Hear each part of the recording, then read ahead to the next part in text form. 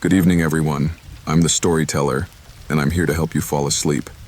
So, before we get started, be sure to subscribe to the channel and like the video. I'd love to know where you're from and what time you're watching this, so leave it in the comments. When you're ready, get comfortable and relax.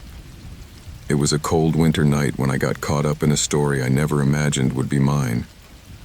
I was not an investigative journalist, not a detective. I was just an ordinary man, an observer of life. But sometimes, life has strange ways of dragging us into events we can't avoid. My encounter with the disappearance of artist René Dufresne began in the most innocuous way possible, with a phone call. I had heard of René Dufresne since I was young. He was one of those names that stood out in the art world, a painter known not only for his technical prowess, but for the controversies surrounding his life and work. For years, René had been working on a series of paintings that defied the conventions of the time, dividing critics and the public. Some people adored him, while others hated him with fervor. But what intrigued everyone, including me, was the mystery that always shrouded his personal life. René disappeared one winter night, just before a major exhibition of his latest work. That night, the city was covered in a thick blanket of snow. No one had heard anything suspicious. No one had seen anything out of the ordinary. René Dufresne simply disappeared without a trace. His study was intact. His belongings were still there, as if he had simply decided to leave without a word. The disappearance made the news for weeks, but eventually the case was shelved, like so many others. No one had any answers, until one phone call changed everything. The contact was from a friend who worked in a small art gallery. He told me there was something strange he needed me to see, something to do with René Dufresne. At first, I didn't understand why he thought I was the right person to investigate the disappearance of such a famous artist, but his insistence intrigued me, and although he wouldn't admit it, something in his tone told me that there was something more behind the story that hadn't been told. I decided to take the first train to the city where René had lived and worked for the past few years. The trip was long, and the snow was falling relentlessly, covering the fields and deserted streets. Upon arrival, I found a gray and cold place, a city that seemed to have been forgotten by time. The lights of the buildings flickered intermittently, and the air smelled musty and decaying. I made my way to the gallery where my friend was waiting for me. The gallery was small, just a couple of bare white rooms, but there was something in its atmosphere that I found unsettling. My friend met me at the entrance, and although he tried to appear calm, I couldn't help but notice the tension in his face. He quickly ushered me into one of the back rooms, away from prying eyes. There, on a table covered with papers and some scattered objects, was something that left me frozen. It was a painting, one of the last ones René had been working on before he disappeared. It was not just any painting. It was dark, almost sinister, with red and black hues that seemed to move, as if the canvas were alive.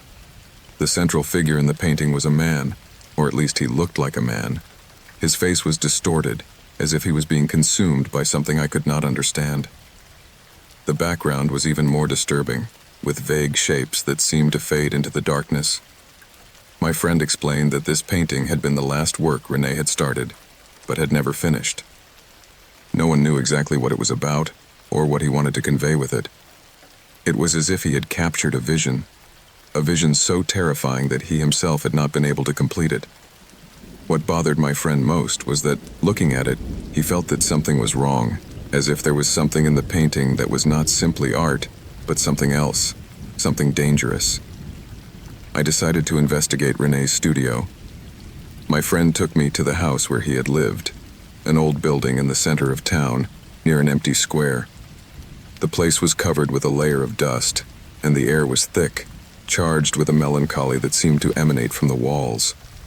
Everything was in its place, the brushes, the paint palettes, the easels, but there was no sign of life.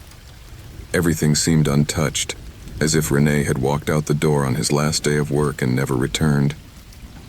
What caught my attention the most were some journals. They were scattered on the table, some pages torn and others apparently burned. I started flipping through them, looking for something that would give me a clue as to what had happened. The early days of his writing were normal, reflections on his art, on his life. But as time went on, his words became more erratic. He spoke of visions, of something he could not explain. It seemed as if he was struggling with an idea, an obsession that was consuming him. His notes spoke of darkness, of a presence that would not leave him. At first, I thought they were simply delusions, a product of stress, of the pressure to finish his most controversial work. But as I read further, something began to crumble in my mind. René had mentioned someone in several of his entries. A man, a figure who always appeared in his thoughts, like a shadow that followed him relentlessly.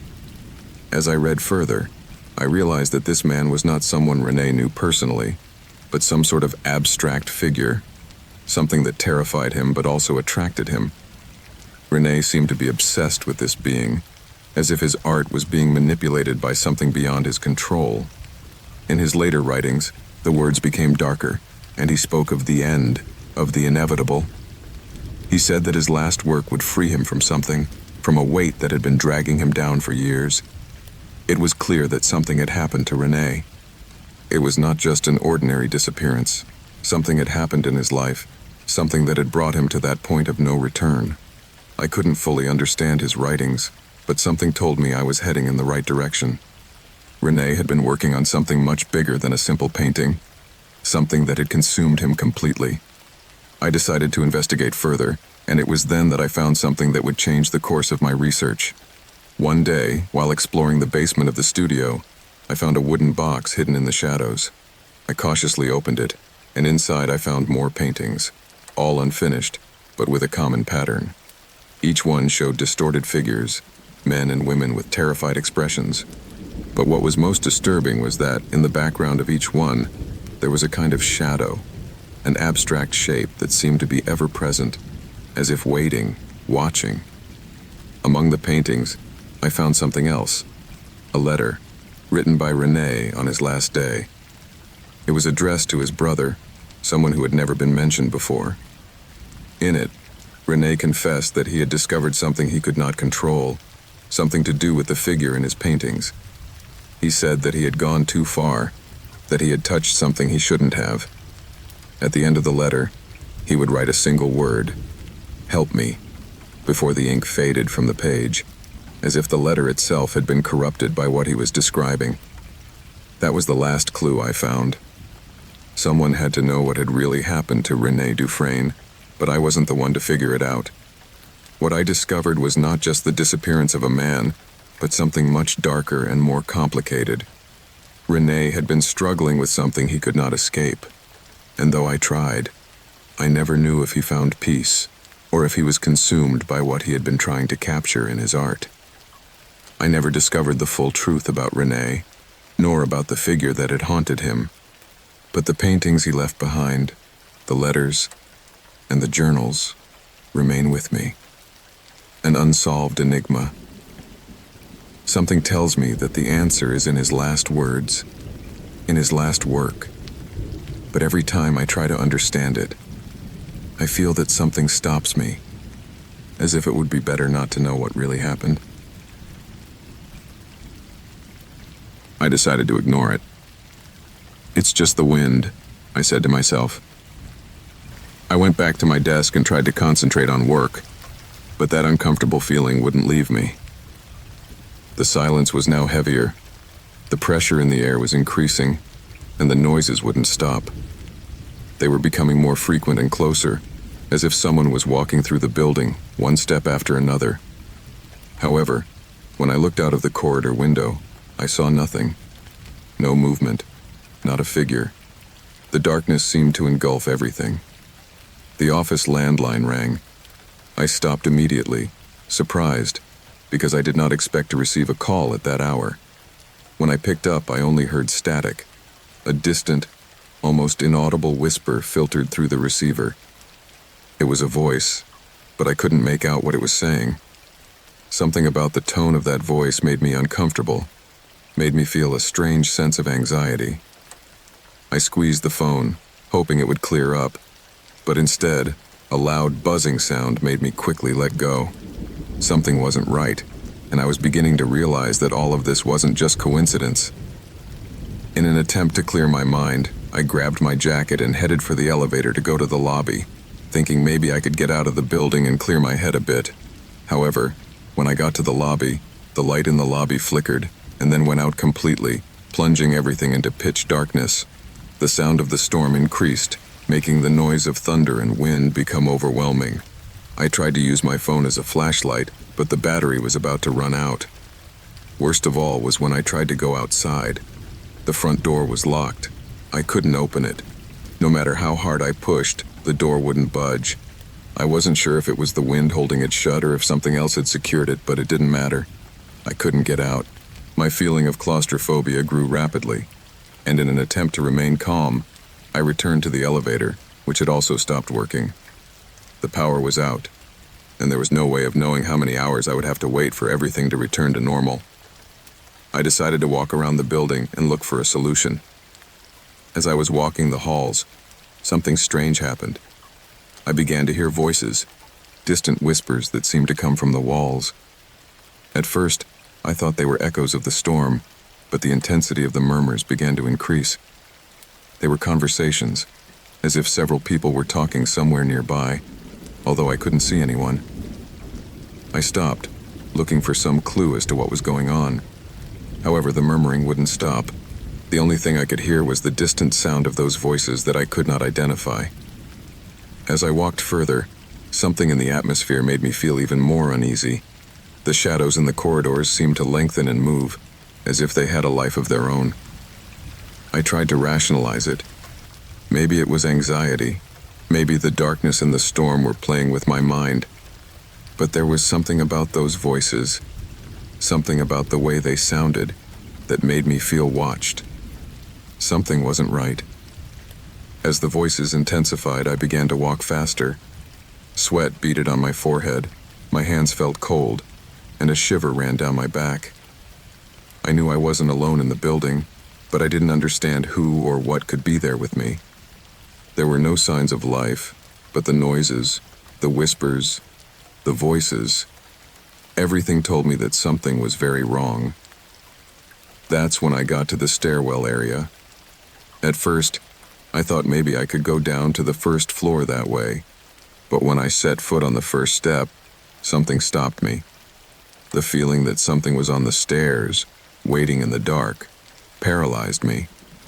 I heard the whispers again, clearer now. I could make out some words, but I couldn't understand what they were saying. However, there was something in those words that made my blood run cold. They were threats, not direct, but loaded with malicious intent. My heart was pounding as I slowly backed away. I decided to go in the opposite direction, looking for another hallway, but the further I walked, the harder it became to escape that oppressive feeling. Something was following me, and the voices, now closer, spoke to me in low, slow tones, as if they were toying with me. The air, which had been cool before, now felt thick and heavy. Suddenly, the door to one of the offices burst open, and the sound of a piece of furniture moving echoed throughout the hallway. I knew I was all alone on that floor, and yet there was that sound. I approached, pulse racing, fearing what I might find, but the room was empty. There was nothing, just the echo of what had been. I decided to leave the building again. I went back to the main entrance, but this time I made sure to check all the windows, trying to find some way out. Finally, I found a side window that had been left open. I jumped out, getting wet in the rain, but not caring. I just wanted to get away from that place, from that feeling of being trapped in something I didn't understand. That night I didn't sleep again. When the sun finally appeared, I found a small piece of paper in my jacket pocket. On it was a message: "Don't go out tonight." My heart stopped as I read those words. Was someone else there with me? Was it the storm, or something else that had held me captive during that last night? The only thing I knew for sure was that something strange had happened in that building, something that I cannot explain, and that I will never understand again. I never imagined that a quiet night would turn into the worst turn of my life. It all started like any other dark and cold night, with the city immersed in the stillness that winter brings. It was an ordinary Wednesday, with nothing extraordinary in sight, but everything changed when the sound of my doorbell rang and I was abruptly awakened. It was close to midnight. I woke up confused, shuffling toward the entrance, not knowing what to expect. I thought it was a mistake, perhaps someone looking for a neighbor, but when I opened the door, I found two police officers waiting on the threshold. They looked at me with a seriousness that immediately made me tense. I had no idea what they were doing there, and at first, my mind was clouded with sleep. One of them asked me to accompany him. My heart skipped a beat, and a strange chill ran down my back, but I steeled myself and tried to remain calm. What could be going on? I walked out with them without asking questions, but everything inside me told me something wasn't right. The police led me to their car, where another officer was waiting for me with a folder in his hands. They put me in the back without giving me a clear reason for what was happening, and that made me even more uneasy. A few minutes later, we stopped in front of a police station, and it was then that they finally told me the reason for their visit. They were accusing me of having committed a robbery at the downtown jewelry store, one of the best known in the city. According to them, everything pointed to me. I felt as if the whole world had collapsed on me at that instant. I had never been involved in anything like this before. I had no idea what they were talking about. No idea how or why my name was associated with a robbery that, according to the police, had occurred a few hours earlier. At first, it all seemed like a nightmare, a kind of confusion that would dissipate with time. But it didn't. I was taken to the interrogation room, where I was asked questions I had no way of answering. Where was I that night? Why did my fingerprint appear at the crime scene? Why had someone seen my face near the jewelry store hours before the robbery happened? The truth is, I had no answers to any of those questions. I didn't remember being near the jewelry store. I hadn't been in town during those hours. The alibi I offered didn't convince them in the least. The police were convinced it was me, and the pressure on me was mounting. The night was dark and cold, and the weight of the accusation rested on my shoulders. I felt caught in a spider's web of circumstances that I could not comprehend. Yet I knew something wasn't right. If I had actually committed the robbery, I would know how to explain what happened. But I hadn't, and that meant there was something else at play. During the investigation, more strange details began to emerge. I was told that the jewelry store's security cameras showed a man with my same build, my same hair color, and surprisingly, my face. But how could it be? I hadn't been there. Of that I was sure. Someone had used my image, someone who, for reasons I still didn't understand, wanted to involve me in the robbery. Days passed, and my life was falling apart. The pressure of the accusation was unbearable. No one seemed to believe me. My family, my friends, everyone looked at me with suspicion. No matter what I said, no one could understand how anyone had managed to frame me so perfectly. The traces, the fingerprints, the recordings, everything pointed to me. Even the witness who had claimed to have seen a man with my face near the jewelry store the night of the robbery. Something about it all was disturbing to me. Every time I tried to remember what I had done that night, my mind was empty, as if a layer of fog had covered those moments. But something told me that there was something much bigger behind it all, something carefully orchestrated. The real culprit had to be found before I was convicted of a crime I didn't commit. I decided that if no one else would do it, I would have to be the one to uncover the truth. I knew I was racing against time. My future was at stake, and what terrified me most was the possibility that, in the end, I might never be able to prove my innocence. So, in desperation, I began to investigate on my own. The first step was to try to reconstruct my night. I remembered that, after work, I had headed home, but the memories were fuzzy and blurry. I thought of all the possibilities. Perhaps someone had tampered with the security cameras, or even my own fingerprint had been placed there on purpose. It seemed unlikely, but I couldn't help thinking that someone had set it all up too precisely. I started researching on the internet about the robbery. Every detail, every news article, everything that had been published. The more I read, the clearer it seemed to me that someone knew too much about me. There were references to my name, my face, my life. Someone had been watching every step I took. But why? Who would want to ruin my life like that? One afternoon, while browsing the local news, I came across something that caught my attention. A photo of the jewelry store in the same spot where the robbery had taken place. It was not a recent photo, but an old one, taken years ago, before the store was renovated. The strangest thing, however, was the person in the photo. The man standing at the entrance of the jewelry store was identical to me, not only in appearance but in everything. His posture, his gait, his gestures. It was an old photograph, and at that moment I was overcome with the feeling that the man in the photo was someone from my past, a ghost from a life I had completely forgotten. But I couldn't remember who he was. Was it possible that someone was playing with my mind in such a twisted way? I decided to go to the jewelry store. Despite the police and the reports, I felt the place might hold some important clue. I arrived at the building, and the first thing I noticed was the door at the back. It was open, something that didn't fit with the security that a place like that should have had. I slipped through the entrance and headed towards the owner's office, looking for anything that might help me.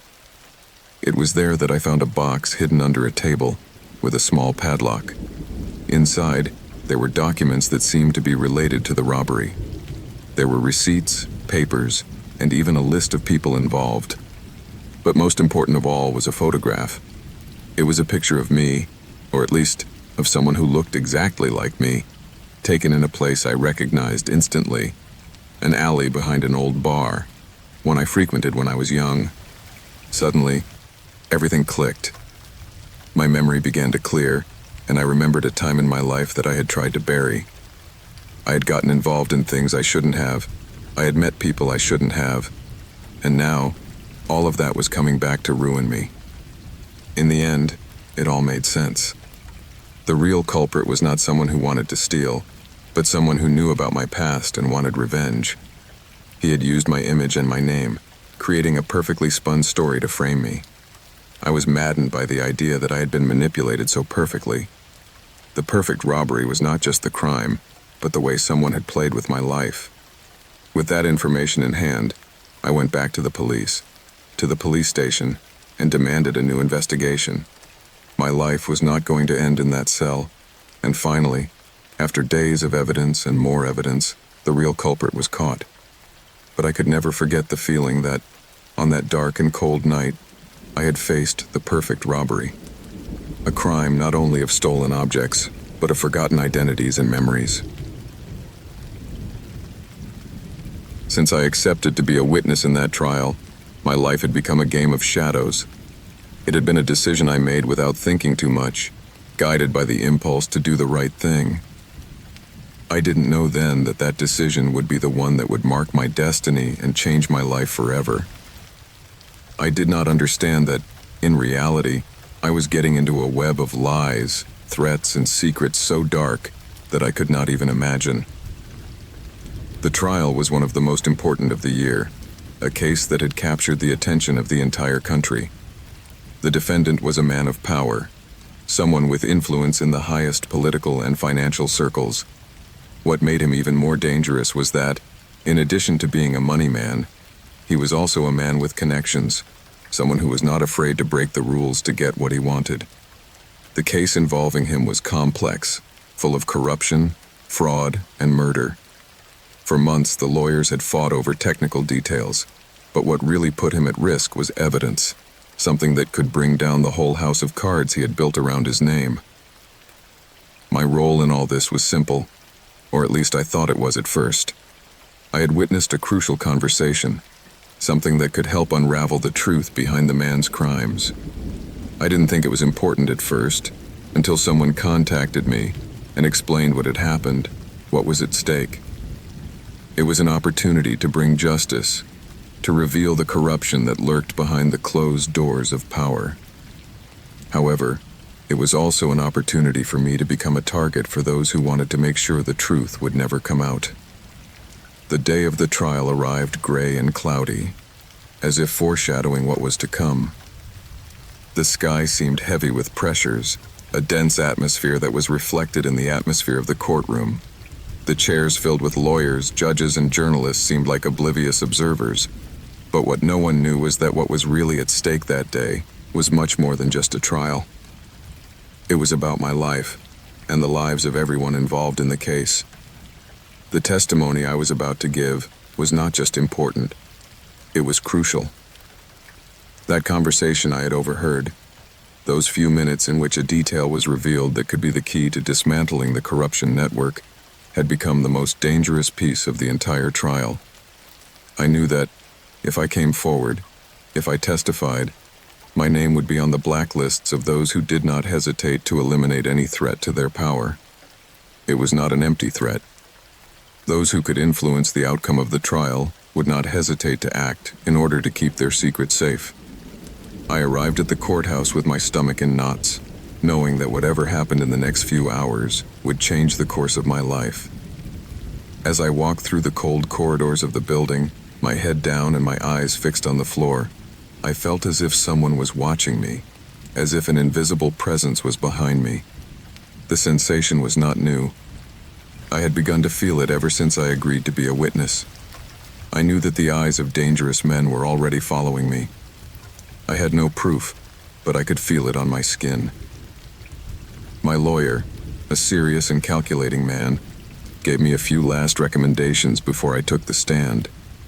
He told me to stay calm, not to let the pressure get to me, but the truth was that I couldn't concentrate on anything but the feeling of being trapped. I was about to expose myself completely, to open the doors to a truth that many wanted to keep closed. And although the trial was public, all the moves were being orchestrated from the shadows. Those in the ranks of power would stop at nothing to protect their secrets. When my turn finally came, I made my way to the stand on shaky legs. The gaze of everyone present pierced me like invisible needles, but the worst thing was the pressure I felt in my chest. The eyes of the defendant, who was sitting with his haughty and confident attitude, were staring at me. It seemed to me that there was something behind his gaze, a subtle threat telling me that if I did not remain silent, I would face consequences far more serious than simply losing my trial. My testimony was clear and direct. I remembered every word of that conversation I had overheard months earlier, remembered the way the pieces of the puzzle fit together one by one. I laid it all out. The connection between the fraudulent enterprises, the bribes, the threats, and finally, the crimes that had been perpetrated to cover up the truth. I left nothing out. It was my only chance to do the right thing. But even as I spoke, I couldn't help but feel that someone was watching me with a dangerous intensity, as if looking for my weakness. When I finished, I felt exhausted, as if I had left all my energy in those words. The defense attorney, who had been watching calmly, smiled at me in a way that made me uncomfortable. There was something in his expression that I didn't like, something that made me think he wasn't worried at all, but it was too late to regret it.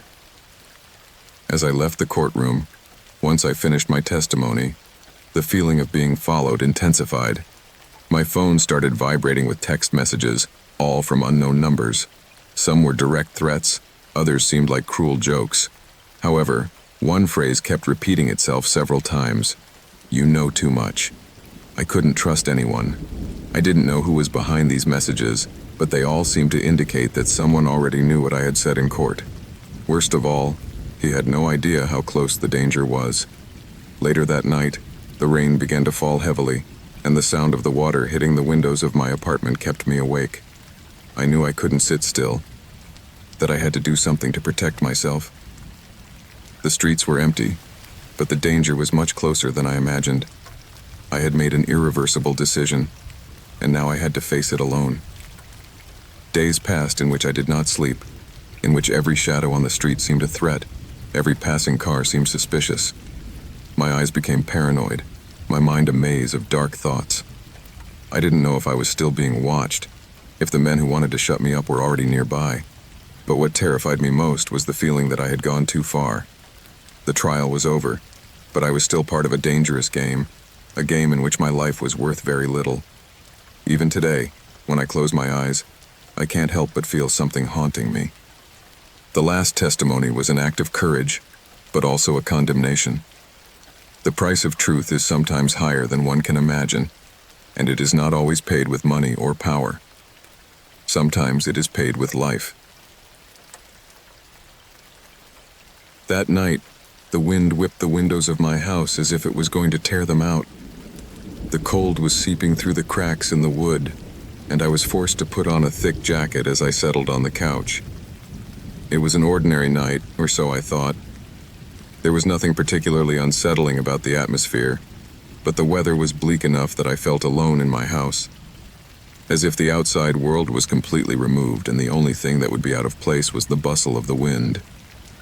I was cleaning out some old bookshelves in the home library, a house I had inherited from my parents a few years ago. Although I had always thought this place was full of memories and things that no longer made sense to me, that night I had the feeling that something else was waiting in the shadows. It wasn't an ordinary feeling of discomfort, but something deeper, as if something was about to reveal itself. As I moved some old books and objects, something caught my eye. It was a small leather-bound journal, something I didn't remember seeing before. Its size was small, and the leather was worn, as if it had been touched often over many years. It had no name or inscription, which made it even more intriguing. At first, I thought it was one of those notebooks my parents kept for their own notes, but something compelled me to open it. When I did, a wave of dust rose up, and the first page was full of handwritten letters.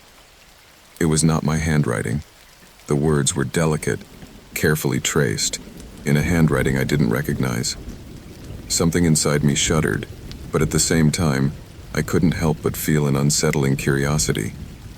I began to read the first few lines, and as soon as I did, a strange feeling of déjà vu came over me. Memories, though vague and distorted, began to surface.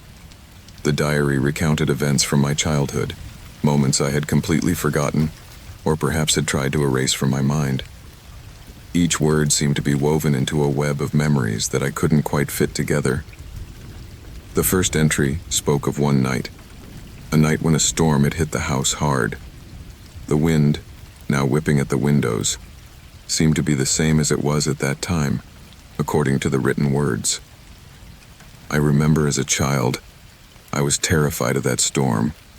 I thought the house would crumble under the weight of the wind and rain, and I would take refuge in the corner of my room, hugging my teddy bear as if my life depended on it. However, the diary spoke of something far more disturbing. It recounted how my mother had called me earlier that night, how she had asked me not to leave the room, and how the door slammed shut just as I heard the sound of something heavy falling to the floor downstairs. I didn't understand what that meant, but in my mind, the pieces began to fit together strangely, as if something had been hidden for a long time. As I turned the pages of the diary, the memories became sharper. The story continued to describe situations that, at the time, seemed to be simple, forgotten details. My mother had always been protective of me, sometimes overly so. I never understood why, but now, after reading those words, I began to see a new perspective. The diary spoke of a conversation between my parents, a conversation I had overheard one night when I woke up suddenly. At the time, they didn't know I was listening. The words in the diary described a palpable tension, something I had never sensed as a child. My parents spoke in whispers, but I could make out the concern in their voices. The central theme was a series of anonymous letters they had received, letters that suggested something dark and dangerous was approaching our family. My mother was terrified, but my father tried to calm her, assuring her that everything was fine, that nothing could affect our family. I didn't understand what they were talking about, but the tone of their voices made me uneasy. As I continued reading, the diary told me more about my mother. It told me of a hidden secret, something she had kept for years. However, not fully understanding what the diary said, my mind began to fill in the blanks with its own fears. Each word dragged me further into a truth I refused to accept. The story continued to unfold, revealing the appearance of a person, someone who had been close to our family for years, but had never been mentioned before. This individual had been watching us, but no one knew who he really was. The diary described him as a shadow in our lives, someone with dark intentions. With each page, memories of my childhood began to take on a different shape. Events that had once seemed harmless were now filled with mystery and despair. Conversations I had overheard as a child, strange noises in the house, doors closing for no reason, all took on a sinister meaning. It was as if my mother had been protecting me from something I could not understand, something I never wanted to know. One page in particular caught my attention. The journal mentioned a place I didn't remember visiting, but as I read it, an icy sensation ran down my spine.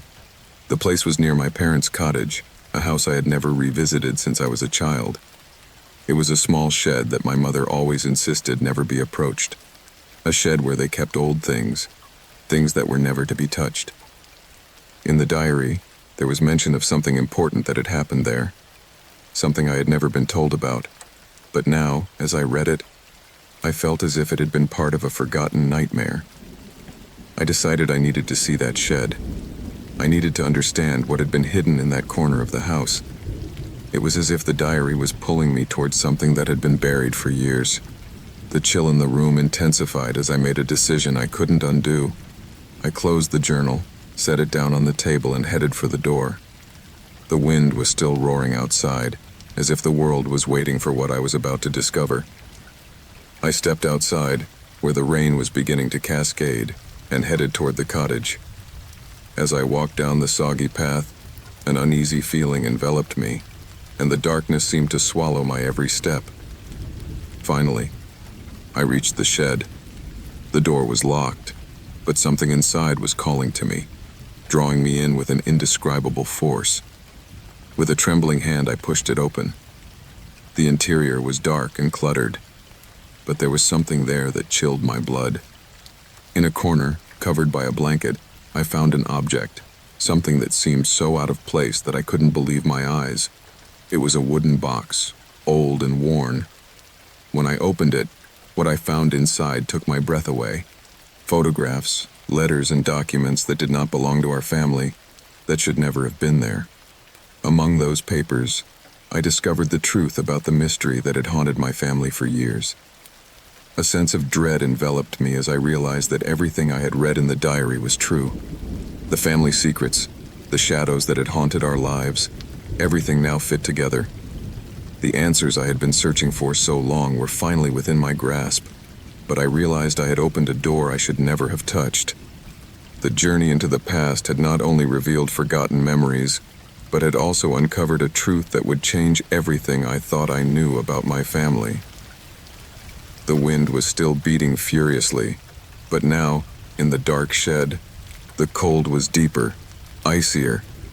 I didn't know if I was ready to face what I had discovered, but something told me it was too late to turn back. I never imagined that winning a radio contest would take my life down such a dark path. The announcer's voice echoed in my mind as I sat in front of the microphone, nervously holding the phone. One call, one number dialed, and suddenly, I found myself being awarded a trip to a private island, an unknown paradise, in the announcer's words. The conditions were vague, but the promise of a secluded, carefree place was tempting. I took it as an opportunity to escape from routine. I was looking for a break, a respite I desperately needed. City life had exhausted me, and it seemed that this trip would be the cure for all my frustrations. The island promised what many vacation spots could not: complete peace, away from it all. With the excitement of a child's first big trip, I didn't hesitate for a second and accepted the offer. The day I set sail for that distant destination, the sky was covered with gray clouds, as if nature itself had had doubts about my choice. The boat carrying me was small, with a couple of other people on board, but none seemed interested in interacting. The trip, though long, was relatively uneventful. The stillness of the sea relaxed me, although a strange feeling of discomfort crept over me as we approached the island. When we finally arrived, the island looked like something out of a tourist catalog. Golden beach, crystal clear waters, and a green jungle stretching into the horizon. In the distance, I could see the small houses scattered along the coast, each built with local materials, which gave it a rustic but cozy feel. The residents were waiting for us at the dock, smiling, with a friendliness that didn't feel genuine, but which I accepted as part of the protocol. From the first moment, something didn't sit right. It wasn't the residents themselves, but rather the atmosphere. There was a strange stillness, a deep silence that dominated the island, as if the sound of the sea and the wind through the trees were drowned out by something much more sinister that I could not identify. The welcome was warm, but I realized that everything felt slightly forced. The friendliness of the locals, their eagerness to show me their home, seemed like some sort of well-rehearsed performance. The next few days were filled with tourist activities: jungle hikes, excursions into the nearby mountains, relaxing times at the beach. However, as I integrated into the island routine, small disturbing details began to emerge. I saw things I didn't understand: a hooded figure, running quickly through the jungle at dusk, whispers in the air that disappeared when I tried to get closer, faces in the shadows that vanished as soon as I looked at them head-on. One night, after I had been on the island for several days, a strange man watched me from the edge of the beach. He was sitting on the sand, at a considerable distance, but I felt as if his eyes were fixed on me. He didn't make a move, didn't even wave at me. He just stared at me. Something in his gaze disturbed me deeply, as if he knew me from somewhere. I decided to approach him, but as soon as I took a step in his direction, he stood up and disappeared into the darkness. The next thing I knew, I felt a weight in the air, an unusual pressure that made me decide to return to my cabin. That same night, when I was lying in bed, I heard strange noises, soft knocks, almost imperceptible, coming from the wall. At first I thought it was the sound of some animal, or even the wind moving the structure of the cabin. But as the knocking intensified, I felt a shiver run through me. I decided to get up and explore, even though I knew I was taking an unnecessary risk. When I reached the wall, the sound stopped immediately. I was alone. The next morning, everything seemed to return to normal, but the feeling of discomfort persisted. The atmosphere no longer felt so welcoming. Every conversation with the locals, no matter how cordial, left me with the feeling that they were hiding something. I couldn't shake the feeling that something terrible was cooking on the island. Despite this, I tried to remain calm and carry on with the routine. However, that same night, something made me change my mind. I decided to go into the jungle, something that was not on the tourist itinerary. I had an urgent need to find answers, to understand what was going on. I walked along the rain-soaked trail, only illuminated by the dim light of my flashlight.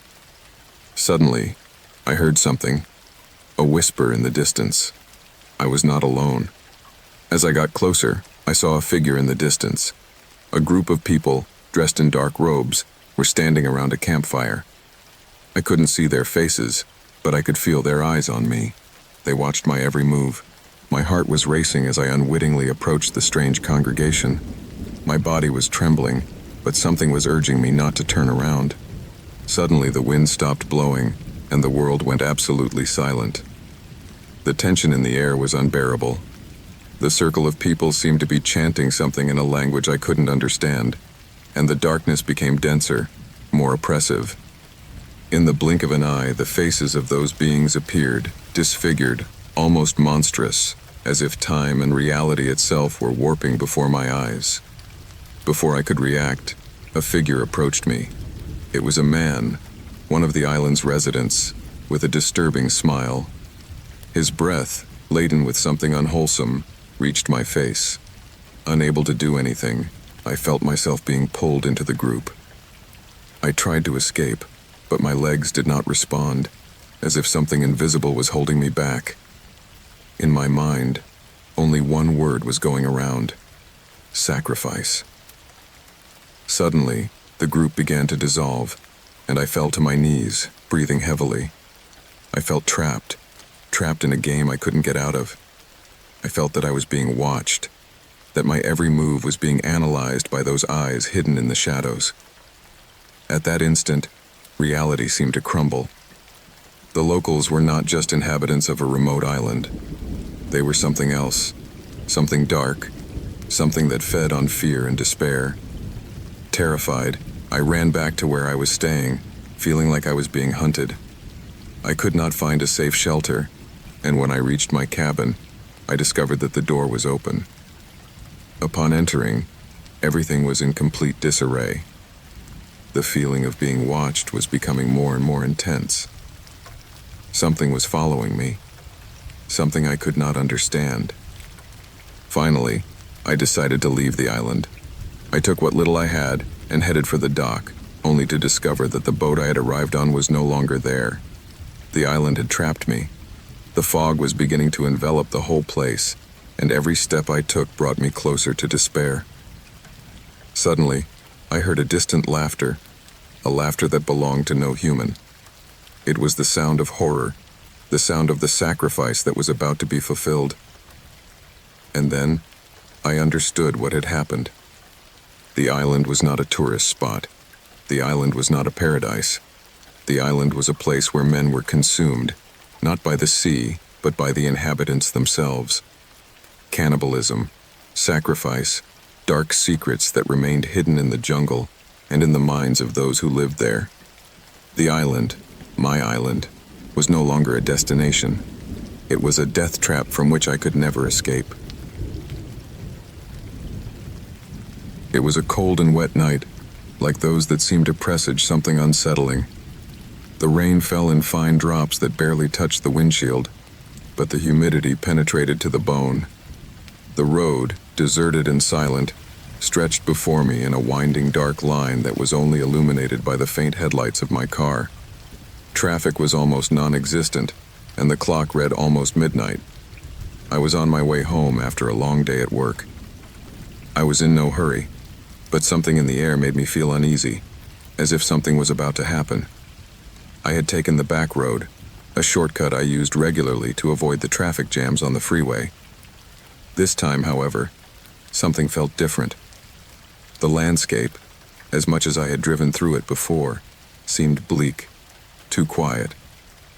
Occasionally I saw the shadows of tall trees and silhouettes of distant farms, but I had never been so aware of how lonely the road was. The sound of the engine and the rain were the only things that broke the silence. My thoughts wandered between memories and worries, and fatigue was beginning to take its toll on my concentration. Suddenly, something strange appeared in the distance. As I got closer, the figure became clearer and clearer. It was a man. He was walking along the road, but in a strange way, as if he had no fixed direction. I was surprised not to see him with an umbrella or a jacket to protect him from the rain, as if he was completely unprotected from the storm. My first impulse was to pass him, but something made me slow down. It was a deserted road, and I didn't want to risk leaving someone in distress. Besides, there was something about the man's posture that made me uneasy. I watched him carefully as I approached.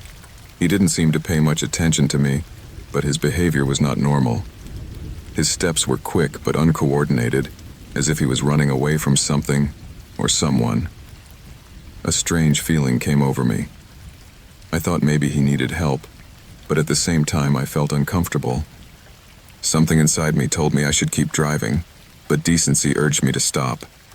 When the car was close to him, I saw him glance sideways towards my vehicle, and for a brief second, our eyes met. It was then that I felt a shiver run down my spine. There was something in his gaze, a mixture of desperation and fear, that made me hesitate. He didn't look like an ordinary person. His face was dirty, as if he had been running or hiding for days. The clothes he wore were torn, and his hands, raised slightly, were covered with dirt and mud. I decided to open the car window. As soon as I did, the cold wind hit me in the face, and the rain increased in intensity. I tried to talk to him, asking if he needed help, but the man said nothing. He only raised a hand in a gesture that seemed to signal me to move away. I didn't know what to do.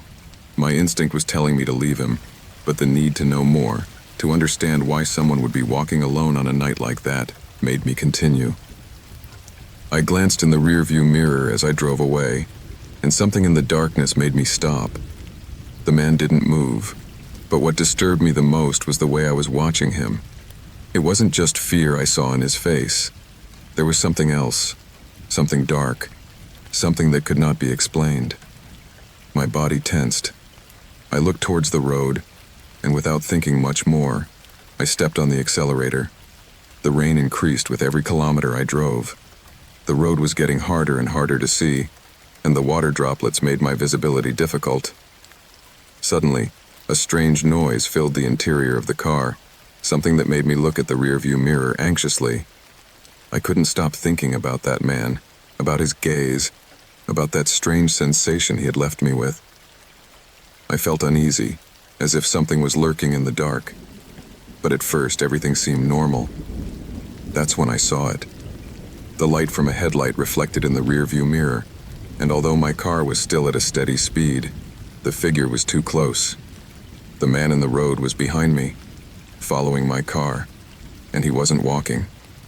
He was running. My heart skipped a beat. It couldn't be possible. How had he gotten here so fast?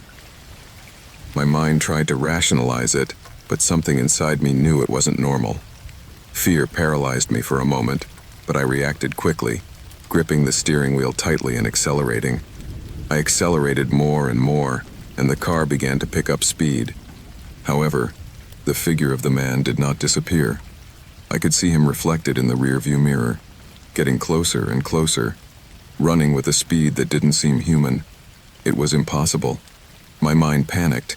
How could he be catching up with me so fast? Desperate, I looked out the window, hoping to see a road sign or some indication that there was an exit nearby, but the road was a dark, endless tunnel. At that moment, the figure of the man disappeared from my sight.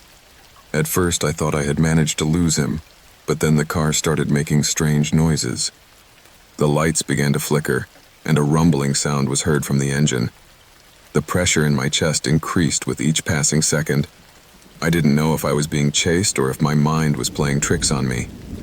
I averted my gaze to the control panel, and just as I did so, something made me look toward the road. The man was now standing on the shoulder of the road, staring at me. He seemed to be waiting for me.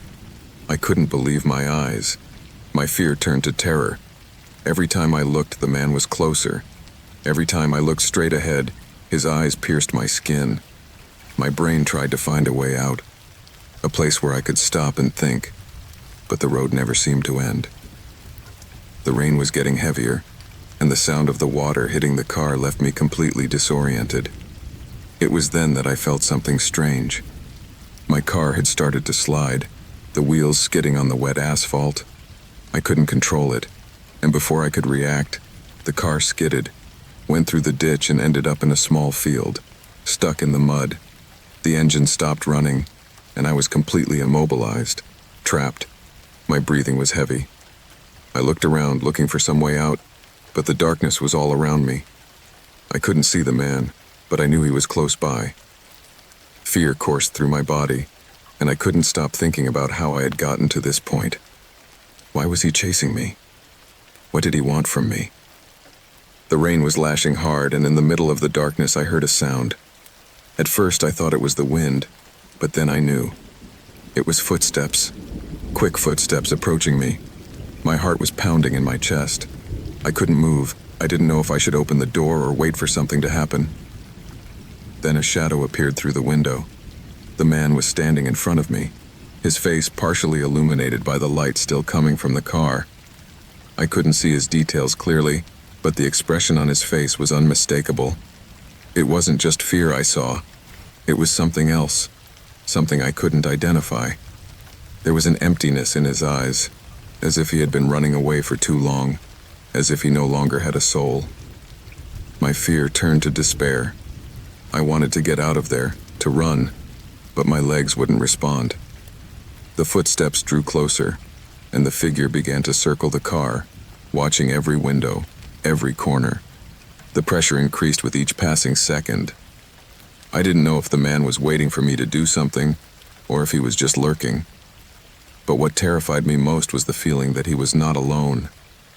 There was something else, something chasing him, The darkness of the night was taking over, and I was still there, trapped, not knowing what to do, waiting for the storm to pass, waiting for the man to leave, waiting for the nightmare to end. But deep down, I knew none of that would happen, because that encounter was no accident. The first time I was called to work on that production, I had no idea what was in store for me. It was a tempting offer, a unique opportunity in the film industry. The film was being shot in a secluded mansion on the outskirts of the city, a place that had been rented specifically for the movie, and there was a lot of talk about its history. Rumor had it that it had been the home of a famous film director from the 1950s, a man who mysteriously disappeared in the middle of filming his latest masterpiece. No one knew what had happened to him, and many said that his spirit still haunted the house. Of course, all these were just stories that made me smile when they were told to me. I didn't believe in such superstitions. The only thing that interested me was my job and the money I would earn. The production was ambitious, one of those projects where you put everything from large sums of money to the efforts of a team of talented professionals. I was in charge of the technical side, something I had always been passionate about. The lights, the cameras, the way everything connected to create a perfect scene. The idea of being part of a film of such magnitude excited me. When I arrived at the mansion, the first impression was of a majestic, yet haunting place. The cold, heavy night air, combined with the old brick walls, gave it a somber aura. However, I tried to put aside any feelings of discomfort and focused on my work. The first few days passed without incident. Production was progressing normally, scenes were being shot smoothly, and the crew seemed to be on the same page. However, as time went on, I began to notice something strange. There was something in the atmosphere that I couldn't identify. The team members seemed more tense than usual, as if there was some kind of invisible pressure on them. No one talked much outside working hours, and if anyone did, it was always about superficial things. The actors, for their part, were reserved, but that was not unusual in the film world. One night, after a long day of filming, I stayed at the mansion to review some footage. The rest of the crew had already left, and the house was completely silent. As I walked down the hallway, I felt strange, as if someone was watching me from the shadows. I stopped in front of the door to the film studio, which was locked.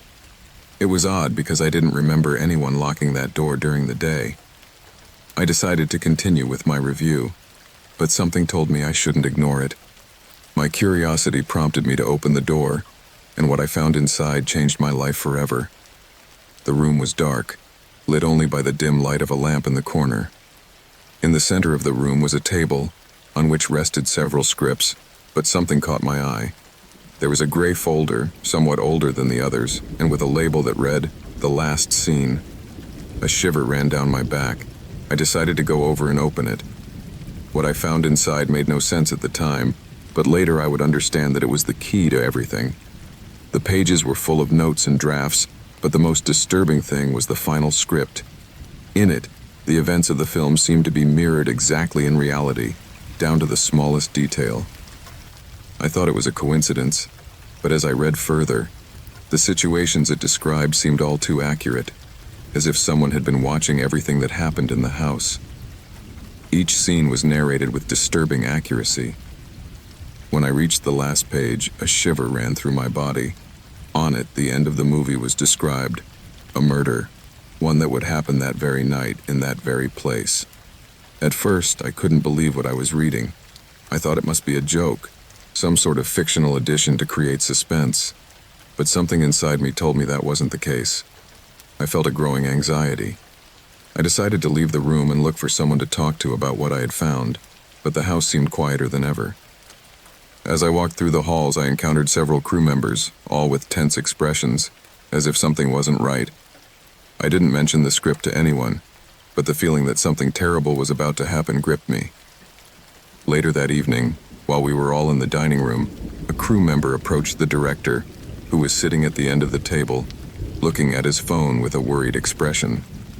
The director looked up and, in a whisper, said that something was wrong. No one knew exactly what, but the atmosphere in the house was changing. It seemed that the film had stopped being just a fiction and had become something real, something dangerous. Soon after, during the shooting of the last scene, things became even more tense. The script indicated a murder, but suddenly, in reality, everything started to feel like a repetition of what was written. The tension grew. The film was about a mysterious figure stalking members of a film crew, and what started out as an act turned into a dangerous scenario. Just as the scene was to be filmed, one of the actors, a man who had been restless all day, disappeared without a trace. At first we thought it was an accident, or that he had left for some personal reason. But when we started looking for him, fear settled in our hearts. Every corner of the mansion was searched, but there was no sign of him.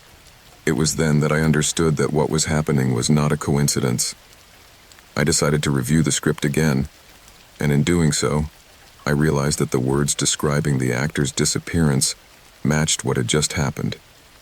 The events that were occurring, the disappearance, the tension in the air, everything was happening according to the story written on those pages. The script was no longer just a plan for a movie. It had become a prediction. The night continued, and things only got worse. The team members were beginning to distrust each other. No one knew who to trust. Scenes from the script seemed to take on a life of their own, and every person in the house seemed to be involved in some way, as if we were all part of a deadly game that none of us had chosen to play. And worst of all, the more I tried to investigate, the more I realized that I myself might be the next to fall. As I walked through the corridors of the mansion, trying to find answers, I ran into the director. His face was pale, as if he had seen something he couldn't process. He pulled me close and in a whisper, told me not to trust anyone, not even himself. As I looked into his eyes, I saw a genuine fear I had not seen in him before. The next few hours were a nightmare. No one knew if what we were experiencing was real or just an extension of the story that was unfolding in that place. However, I soon realized that no matter how absurd, something much darker was going on. The disappearances continued, increasingly disturbing, and I, as part of the team, found myself caught up in a game I could not escape. The murder that had been mentioned in the script occurred just before dawn. A crew member, a man who had been with us throughout the shoot, turned up dead in one of the rooms. The scene was so brutally accurate that I couldn't help but think it had all been planned. My fear increased with each passing moment, because I knew we were all caught up in something much bigger than just a movie. What frightened me the most was not the disappearance of the others or the deaths that occurred, but that I had witnessed all of this. I had come to the mansion as part of a movie production, but now I couldn't see a way out. I was trapped in the same story as the others, and although I tried to run away, I knew that the last scene was already being written, and I didn't know if I would be the next one to be part of it. The only thing left for me was to wait, hoping that the next chapter of this game of deception would not be the end of my own story. I never imagined that I would be able to doubt my daughter, the person in whom I had put all my trust since her mother left. But that doubt grew slowly, almost like a tumor that is not visible to the naked eye, but that grows bigger as time goes by. My daughter, Lucia, had always been my only reason to go on, my little refuge in this world full of chaos. But something changed in her, something dark, something I couldn't ignore for much longer. It all started with her behavior. At first, I thought it was a phase, one of those typical teenage stages that all of us parents dread. But I soon realized that something else was going on. Lucia was no longer the child I knew. She became more distant, more reserved, as if her life no longer had anything to do with me. The arguments were more frequent, and although I tried to remain calm, something inside me told me that it wasn't just a matter of adolescent rebellion. Something else was going on. The first warning sign came one afternoon when, arriving home after a long day at work, I found her sitting in her room, engrossed in her phone. It was not unusual for her to spend hours browsing social networks, but what caught my attention was the nature of the messages she was exchanging. I couldn't see the exact content, but I could see the names of the contacts, and one of them made my blood run cold. It was a name I didn't recognize, a name that sounded strange, almost disturbing. At first I tried to ignore it, to rationalize that maybe it was just another one of those groups of young people he associated with, looking for identity, looking for belonging. But something told me it wasn't that simple. One day, while checking the bank accounts to make sure everything was in order, I noticed a strange transaction, something I didn't remember authorizing. It was not a purchase, but a donation to an unknown account. A large amount of money, which Lucia had withdrawn from her account without consulting me. The next day, I found in her backpack a small book. It was not an ordinary book, but a text covered with a strange cloth, a cloth I had never seen before. The cover was dark, with no picture, only an inscription in letters that I could not identify. My heart pounded as I opened it, but I could only find a couple of incomplete sentences, along with strange symbols that seemed to make no sense. A shiver ran down my spine. What was happening to my daughter? What was going on in her life? I decided I had to find out the truth. I knew that Lucia had changed, that she was getting involved in something, but I didn't know what it was. On her face, there was no longer the smile of before, no longer the glow of the youth I had loved so much. The young woman I had raised had transformed into someone I barely knew, someone beyond my control, and the idea that she was involved in something dangerous consumed me. My investigation began with small steps. First, I tried to find out more about that strange contact on her phone. I spent entire nights searching for clues, but I couldn't find anything clear. The only thing I discovered was a name repeated over and over again.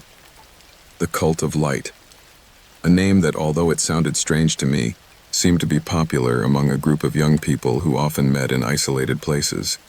The information I was able to gather made me think that this was not just a passing fad, but something much more dangerous, something that terrified me. One night, when Lucia stayed out later than usual, I decided to follow her. It didn't feel right to do so, but I saw no other option. As I made my way through the dark streets, I saw her encounter a group of boys. I watched them from a distance, trying not to be detected, and what I saw made my heart stop. They weren't just chatting. They seemed to be in the middle of a ritual, some kind of ceremony. Lucia was in the center, with a look in her eyes that I had never seen before. Her expression was distant, empty, as if she wasn't there, as if she were under the control of something much bigger than herself. Fear gripped me. I knew something wasn't right, that my daughter was in danger. But how could I save her? How could I free her from something I didn't even understand? The cult, it seemed, was not just about young people looking to belong. There was something much darker at play. Something to do with psychological manipulation, with mind control, with an ideology that seemed to be trapping my daughter in an unstoppable way. I decided to confront it. I could no longer live with this uncertainty, with this fear that was consuming me. The night I did so, I saw her enter the house with a cold, almost impersonal expression. I sat at the kitchen table waiting for her to notice me. When she looked at me, I saw no surprise, no anger, just a blank expression as if she wasn't talking to her father but to a stranger. It was then that I decided to tell her what I knew. I told him about the money, about the symbols, about the group, everything I had discovered. His reaction was the one that scared me the most. There was no shouting, no denials, just a silence that chilled me to the bone. Then, with an eerie calm, she said something I'll never forget. "You don't understand, Dad. It's too late now. They're in control." That sentence shattered me. I couldn't sleep that night. My mind kept spinning over what I had just heard. What was happening to my daughter? What had this cult done to her? I couldn't just leave her there, trapped in something I didn't understand. I knew I had to do something, but I didn't know what. I couldn't just ask the police for help since the cult had managed to infiltrate every corner of society. It was something more serious than I imagined. Even the adults, the authority figures, seemed to be part of it. Days passed, and the situation became increasingly desperate. Lucia began to drift further away, always absent, always trapped in her world, in the world of the cult. She was no longer my daughter. She had changed completely. My fear turned to despair, and despair to a blind rage that drove me to do what I never thought I would do. Seek out those responsible, seek out the leader of that cult and confront him face to face. What I didn't know was that, in making that decision, I was endangering not only my daughter, but everything I had ever known. I will never forget the last time I saw Lucia. That night, she left with them, as if she were just another shadow, as if she no longer had control over herself. I couldn't stop her. I couldn't save her. The cult was in control, and I, as her father, was powerless. There was only one thing left for me: to fight to give her back what had been taken by that dark shadow that had claimed her. But I knew that in doing so, I might never be able to save her. Maybe it was already too late. Expeditions in the forest never scared me. I had spent my whole life hiking lonely trails, seeking the silence of the trees, the crunch of the leaves under my boots, and the scent of the damp earth. The forest was my territory, and nothing in it could unsettle me. Or at least that's what I thought until that last excursion, which now becomes a nightmare from which I still can't wake up. It all started with a phone call. An old friend, an experienced hunter, had invited me to an expedition in a remote area that, according to him, had never been thoroughly explored. Something in his voice, something I failed to identify, gave me the feeling that it was a unique opportunity. The idea of venturing into an unknown place, away from the crowds, away from the noises of civilization, was irresistible to me. The day we left was cloudy. The cool morning air smelled musty, and a light breeze rustled the branches of the trees. I assembled my gear with the same precision as always, without rushing. I knew I had to be prepared for anything. My friend, Daniel, had been a hunter for over 20 years, and although we had never been on an expedition together, I trusted his experience. However, something in his demeanor was different since we met. He was quieter, almost tense, as if burdened with an inexplicable anxiety. As we walked through the forest, I realized that something was not right. The trees, normally lush and full of life, seemed more somber. I couldn't identify what kind of bushes were growing around us, and the shadows were lengthening in a strange way, as if the sun was being absorbed by something invisible. I didn't give it too much importance after all. The forest always had something unsettling about it, and even more so if one was not used to going into its depths. During the first day, we advanced along a route that seemed to have been overgrown by time. There were old animal tracks, broken branches indicating that something had happened recently, but we found no game tracks. Daniel was tense, looking around frequently, and although he said nothing, his look said it all. Something was not right. In the evening, as we settled into our camp, the atmosphere became even more oppressive. The wind had ceased, but a thick fog began to creep across the ground, enveloping us in a gray blanket that seemed to devour everything it touched. The fire in our campfire flickered, struggling to stay alive in the dense atmosphere. It was then that Daniel stared at me and, for the first time all day, spoke. I don't remember exactly what he said, but I remember the tension in his voice, the palpable fear he was trying to hide. He was talking about something that had happened in that same forest years ago, about hunters who had gone into the woods and never returned. He told me about strange noises in the night, about movements that could not be explained, and how those who had gone too deep were never the same. I tried to play it down, thought he was being paranoid, but I couldn't help but let an uneasy feeling wash over me. I had never seen him so affected by anything. I decided to get some sleep before dawn, but as I closed my eyes, I felt a pressure in the air, as if the forest was watching us, as if something was stalking us from the shadows. I ignored it, knowing it was just my mind playing tricks. However, when I woke up the next day, Daniel was gone. The tent was empty, and although the campfire had gone out, there was no sign that he had left. Daniel's backpack was still there, intact, but there were no footprints to indicate where he had gone. Fear began to rise in me. I called his name several times, but the fog that still covered the ground drowned out my voice. I looked around me, but the forest, which had always seemed like home to me, now seemed vast, unforgiving. I could not understand how he could have vanished without a trace. Hours passed, and I found no sign of him. Dark thoughts began to take shape in my mind. What had happened? Was he lost or worse? I was not prepared to face the unknown, but I knew I had to look for him. I was alone now, without the guidance of an expert, without the company of a friend to confide in. Yet something was urging me to continue. I began to record my thoughts on my recording camera, something I had never done before, but which I felt was necessary. I wanted to leave a record of my presence in that place, as if in the future someone might find my recordings and understand what had happened. As I advanced, I realized that the fog did not disappear. It kept clinging to the trees, to the rocks, enveloping everything like a curtain. The sounds of the forest, normally so familiar, were absent. There was no bird song, no rustling of branches under the feet of animals. Only the sound of my breathing and the crunch of my boots as I walked. Each step I took me deeper into the forest, and time seemed to stand still.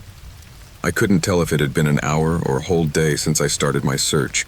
My stomach was growling with hunger, but I didn't dare stop. I couldn't afford to rest.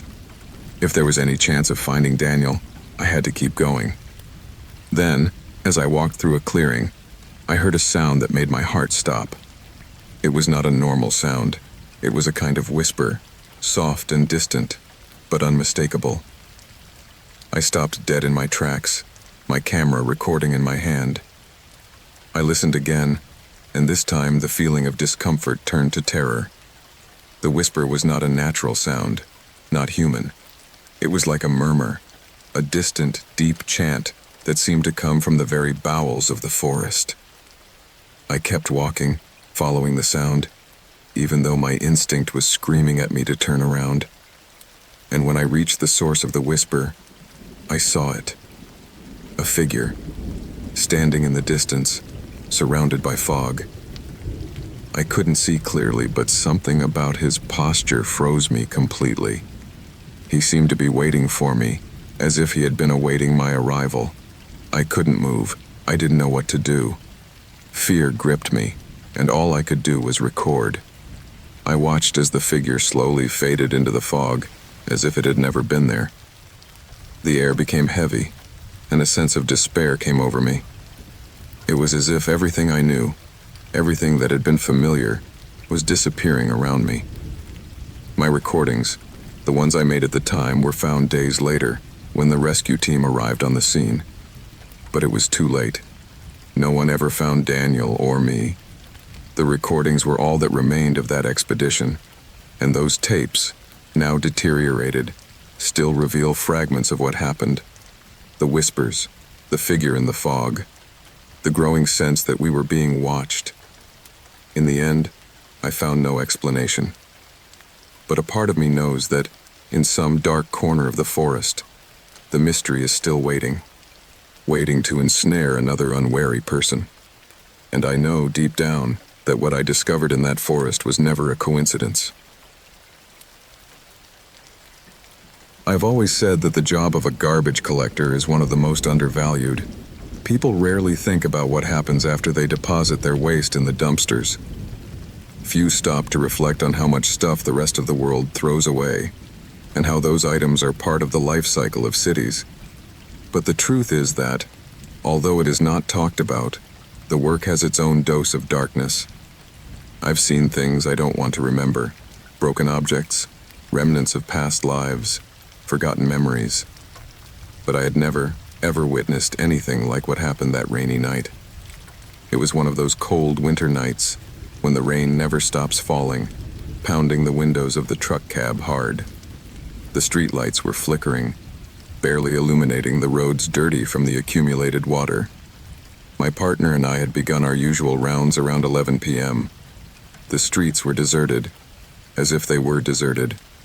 The streets were deserted, as always at that hour. The city seems asleep, oblivious to what is going on in the dark corners. in the places where shadows mingle with the metallic sound of the truck lifting garbage cans. We came to a narrow, soggy alley. The streetlights didn't reach there, and the darkness seemed to swallow everything. The sound of the drops hitting the asphalt was almost deafening.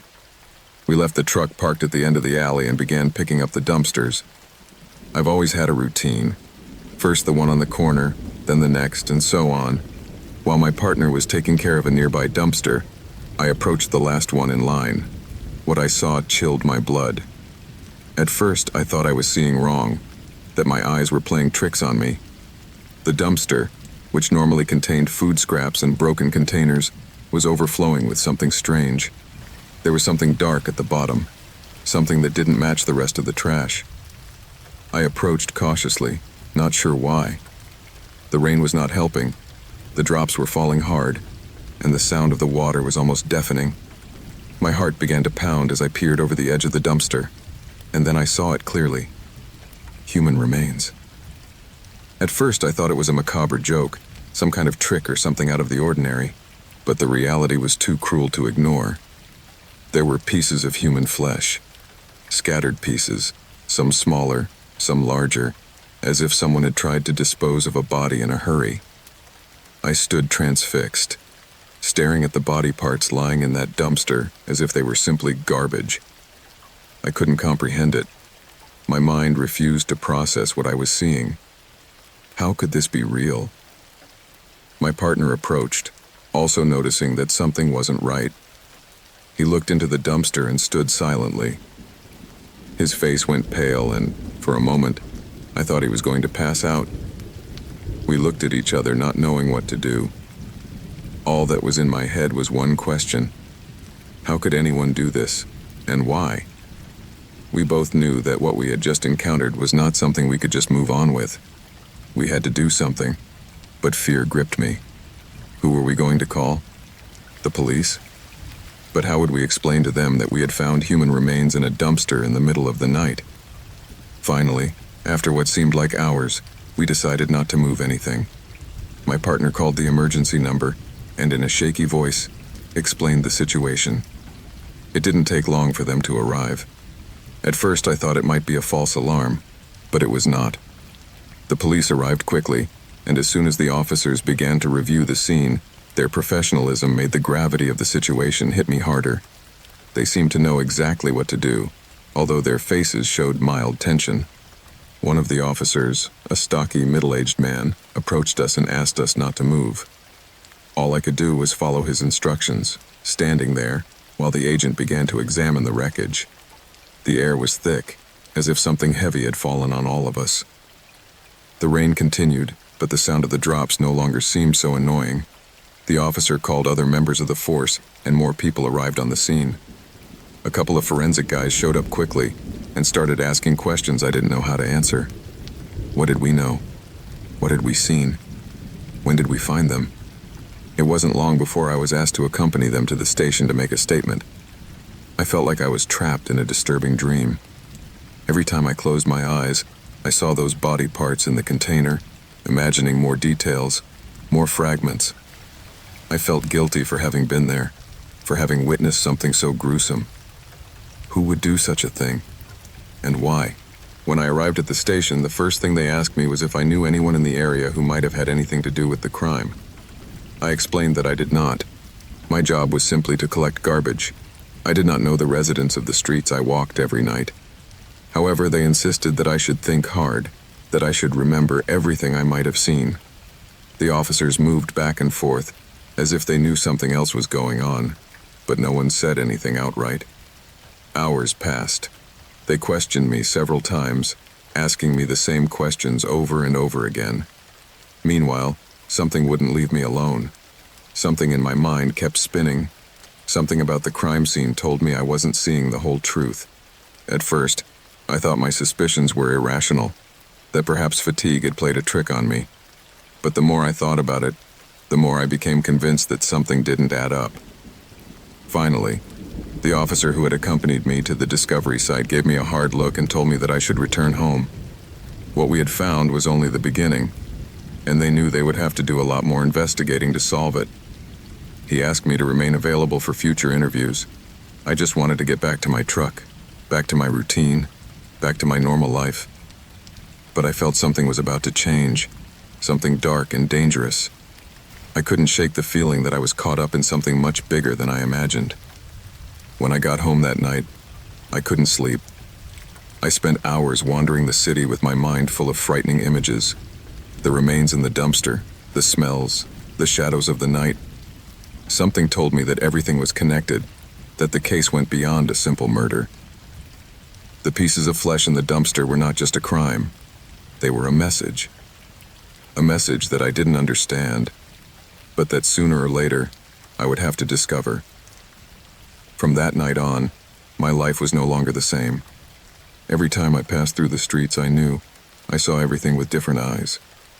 I couldn't stop thinking about the dumpster, about the wreckage, about the dark secrets hidden in the corners of the city. I didn't know what awaited me, but the only thing that was clear to me was that this case would haunt me, that the darkness I had entered would not let me escape so easily. Fear accompanied me every time I took the truck, and although I could never get rid of that feeling of being watched, something inside me told me that I had to keep looking, that I couldn't just sit idly by. Something told me that the truth was closer than I thought, and that it was worse than I could have imagined. The wind blowing through the window made the curtains move with an eerie softness. The room was plunged into semi-darkness, with the only light coming from a desk lamp, whose dim glow illuminated the ancient book resting on the table in front of me. It was a book I did not remember having seen before, and which, for some reason, had come into my hands after my grandfather's death. As I gingerly turned the pages, I was overcome with a strange sense of familiarity and bewilderment. My grandfather had always been a reserved man, one of those who preferred silence to conversation.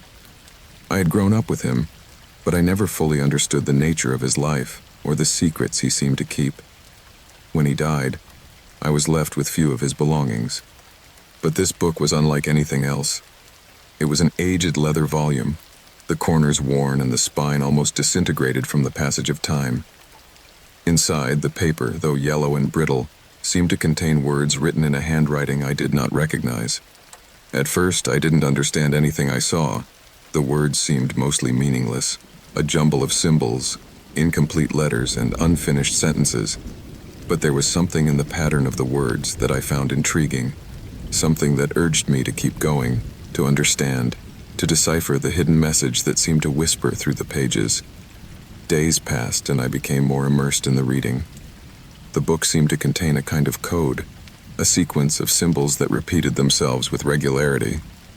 There was something mathematical about them, something I couldn't help but notice. Some words were clearly written in a language I didn't recognize, while others seemed to refer to historical events I didn't fully understand. My interest grew, and I began to take notes and make notations on loose-leaf paper, hoping to discover what was behind it all. As time went on, my obsession with unraveling the contents of the book grew.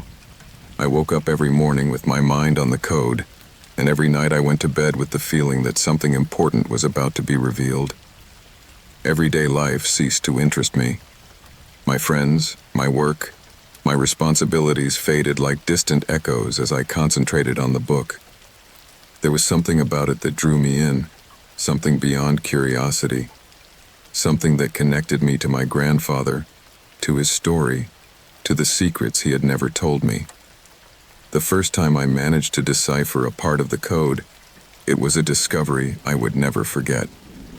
The sequence of symbols formed a word that, in its apparent simplicity, left me perplexed. Betrayal.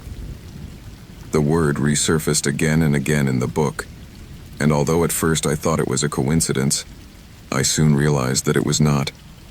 Each time it appeared, it was accompanied by snippets of stories about conspiracies, hidden secrets, and decisions that had changed the course of entire lives. It was then that I realized that the book was not just a physical object. It was a window into a story far bigger and more complex than I could ever have imagined. The next part of the code I cracked revealed details about my grandfather's life. He was a man who, although he had always appeared to be a simple laborer in his youth, had had contact with powerful figures. Throughout the pages, it was revealed that he had been involved in a kind of secret network of influential people, a hidden group that operated behind the shadows of politics, economics, and social power. The book revealed the betrayals my grandfather had witnessed, the decisions he had made, and the lives he had destroyed. Most shocking of all, however, was that he himself had apparently been betrayed at some point, and the book seemed to be the only remaining proof of that betrayal. My mind began to overflow with thoughts and questions. If all this was true, how had I not known about it before? Why had my grandfather never told me about his secret life, about his connections to people who could have changed the course of history? The more I read, the more I became convinced that betrayal had not only been an essential part of his life, but that it was also directly related to my family. The book was full of names I recognized, albeit in a fuzzy way, of people who had had some sort of relationship with my parents and grandparents. There was something dark about those connections, something that had been hidden for years. I decided I had to investigate further, find out all I could about my grandfather's life, and about the secret network he had been a part of. As I delved deeper into the nooks and crannies of the hidden history, I realized that I couldn't trust anyone. No one knew what I was discovering. All the memories, all the stories I had heard as a child, seemed to have been carefully manipulated to hide the truth. My family never talked about certain subjects, and as I investigated further, I realized that this was not a simple omission. There was something much more sinister behind their silence. One night, after several weeks of hard work, I managed to decipher a key passage in the code. In it, a specific event was described, a meeting between several key figures in the secret network to which my grandfather had belonged. According to the book, that meeting had been the climax of a series of betrayals involving the people closest to my grandfather. It was then that I understood that the code was not only related to my grandfather, it was related to myself. My grandfather in his youth had been part of a larger plan, a plan that had involved the betrayal of someone very close to him. There was something in that plan, something that had been sealed in blood, something that had been kept secret for years. The book contained the fragments of that story, but most frightening of all, my name appeared at the end of the code, as a reference to something I still did not fully understand. Desperate to understand the scope of what I was discovering, I began going through all the documents I had found in my grandfather's house, looking for any clues that might help me connect the dots.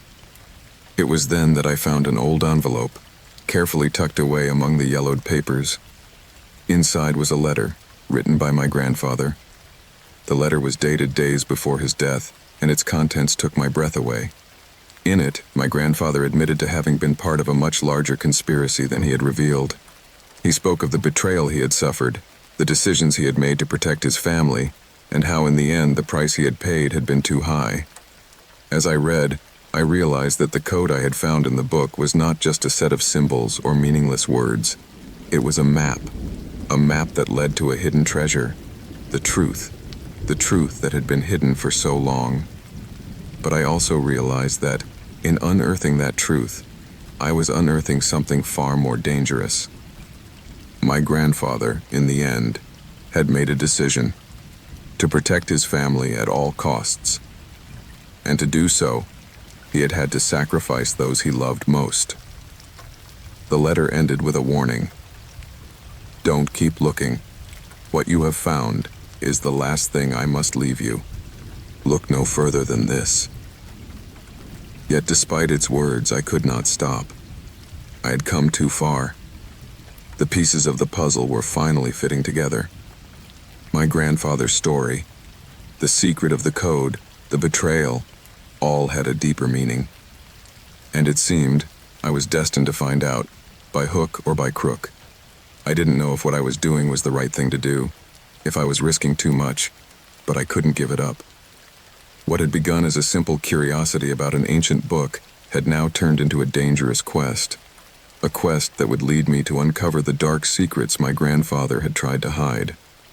And as the pages of the codex continued to reveal more and more, I realized that, in the end, The greatest betrayal had not been to my grandfather, but to myself.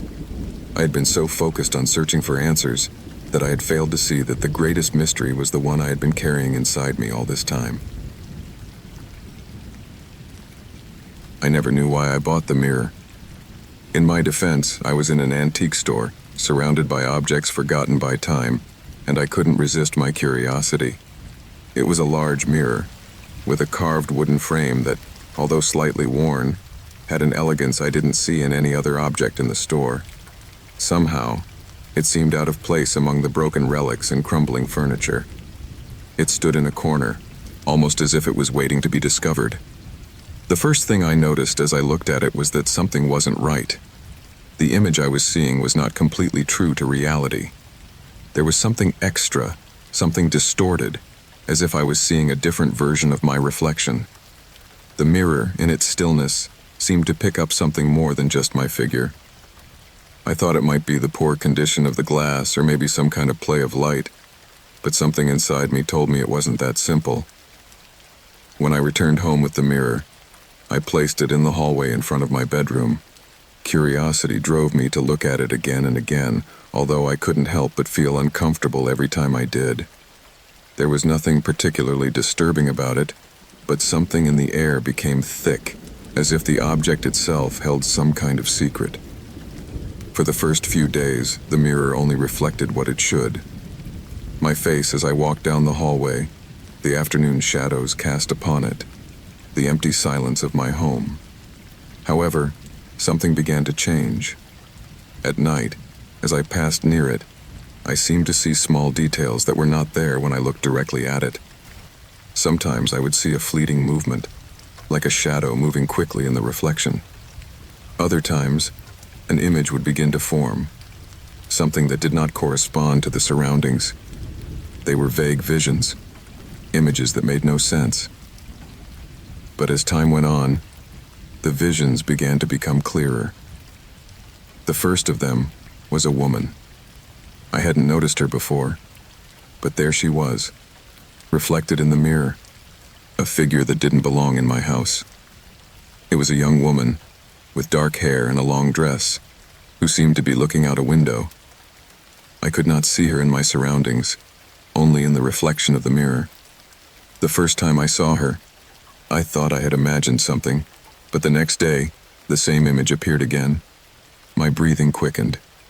It was as if that woman was waiting for something. I decided to investigate the origin of the mirror. Maybe, I thought, there was something in her story that could explain everything. The first thing I did was to look for the store where I had bought it.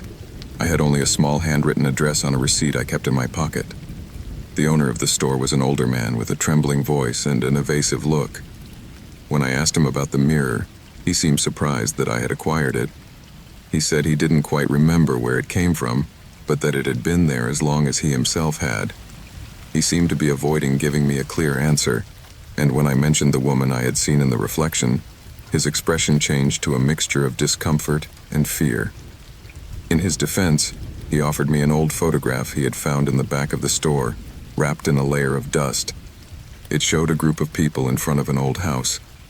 Among them was a woman who matched the figure I had seen reflected in the mirror. The same woman, wearing the same long dress, standing in the center of the image, looking out at the horizon. I didn't know what to do with that photograph, but the image haunted me. Who was she? Why was she in the mirror? As the days passed, the visions in the mirror became more intense. It was no longer just the woman, but entire scenes, unfolding before my eyes each time I approached the mirror. I saw a room in the house, one I had never seen before, and the woman walking through it with a slow pace. I saw the light of a candle flickering in the darkness. I heard sounds that didn't come from my house. Muffled laughter, footsteps slowly approaching. And although I was completely alone in my home, the feeling that I was not was undeniable. In one of the most intense visions, I saw how the woman, with an expression of despair, looked directly into the mirror. For an instant, I felt her eyes meet mine. It was a brief moment, a flicker, but it left me with an uneasy feeling. As if somehow she was looking at me through the mirror, beckoning me to discover what had happened. My obsession with the mirror grew more and more. I could no longer stop thinking about the woman and the images shown in the reflection. I searched for information about the house in the photograph, trying to discover if I could find any connection to the mirror or the woman. What I found was even more puzzling.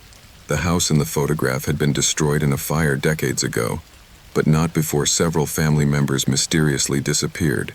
No one knew what I was discovering. All the memories, all the stories I had heard as a child, seemed to have been carefully manipulated to hide the truth. My family never talked about certain subjects, and as I investigated further, I realized that this was not a simple omission. There was something much more sinister behind their silence. One night, after several weeks of hard work, I managed to decipher a key passage in the code. In it, a specific event was described, a meeting between several key figures in the secret network to which my grandfather had belonged. According to the book, that meeting had been the climax of a series of betrayals involving the people closest to my grandfather. It was then that I understood that the code was not only related to my grandfather, it was related to myself. My grandfather, in his youth, had been part of a larger plan, a plan that had involved the betrayal of someone very close to him. There was something in that plan, something that had been sealed in blood, something that had been kept secret for years. The book contained the fragments of that story, but most frightening of all, my name appeared at the end of the code, as a reference to something I still did not fully understand. Desperate to understand the scope of what I was discovering, I began going through all the documents I had found in my grandfather's house, looking for any clues that might help me connect the dots. It was then that I found an old envelope, carefully tucked away among the yellowed papers. Inside was a letter, written by my grandfather. The letter was dated days before his death, and its contents took my breath away. In it, my grandfather admitted to having been part of a much larger conspiracy than he had revealed. He spoke of the betrayal he had suffered, the decisions he had made to protect his family, and how in the end the price he had paid had been too high. As I read, I realized that the code I had found in the book was not just a set of symbols or meaningless words. It was a map that led to a hidden treasure, the truth that had been hidden for so long. But I also realized that, in unearthing that truth, I was unearthing something far more dangerous. My grandfather, in the end, had made a decision to protect his family at all costs. And to do so, he had had to sacrifice those he loved most. The letter ended with a warning. Don't keep looking. What you have found is the last thing I must leave you. Look no further than this. Yet despite its words, I could not stop. I had come too far. The pieces of the puzzle were finally fitting together. My grandfather's story, the secret of the code, the betrayal, all had a deeper meaning. And it seemed I was destined to find out, by hook or by crook. I didn't know if what I was doing was the right thing to do, if I was risking too much, but I couldn't give it up. What had begun as a simple curiosity about an ancient book had now turned into a dangerous quest. A quest that would lead me to uncover the dark secrets my grandfather had tried to hide. And as the pages of the codex continued to reveal more and more, I realized that, in the end, the greatest betrayal had not been to my grandfather, but to myself. I had been so focused on searching for answers that I had failed to see that the greatest mystery was the one I had been carrying inside me all this time. I never knew why I bought the mirror. In my defense, I was in an antique store, surrounded by objects forgotten by time, and I couldn't resist my curiosity. It was a large mirror, with a carved wooden frame that, although slightly worn, had an elegance I didn't see in any other object in the store. Somehow, it seemed out of place among the broken relics and crumbling furniture. It stood in a corner, almost as if it was waiting to be discovered. The first thing I noticed as I looked at it was that something wasn't right. The image I was seeing was not completely true to reality. There was something extra, something distorted, as if I was seeing a different version of my reflection. The mirror, in its stillness, seemed to pick up something more than just my figure. I thought it might be the poor condition of the glass or maybe some kind of play of light, but something inside me told me it wasn't that simple. When I returned home with the mirror, I placed it in the hallway in front of my bedroom. Curiosity drove me to look at it again and again, although I couldn't help but feel uncomfortable every time I did.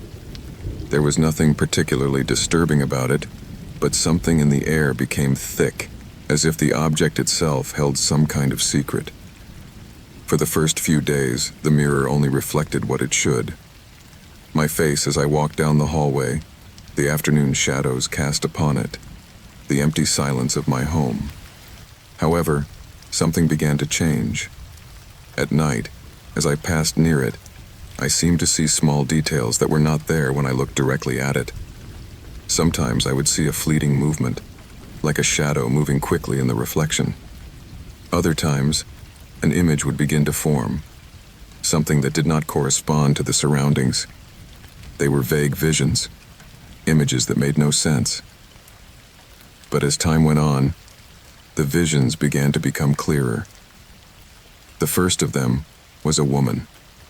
I hadn't noticed her before, but there she was, reflected in the mirror, a figure that didn't belong in my house. It was a young woman, with dark hair and a long dress, who seemed to be looking out a window. I could not see her in my surroundings, only in the reflection of the mirror. The first time I saw her, I thought I had imagined something, but the next day, the same image appeared again. My breathing quickened. It was as if that woman was waiting for something.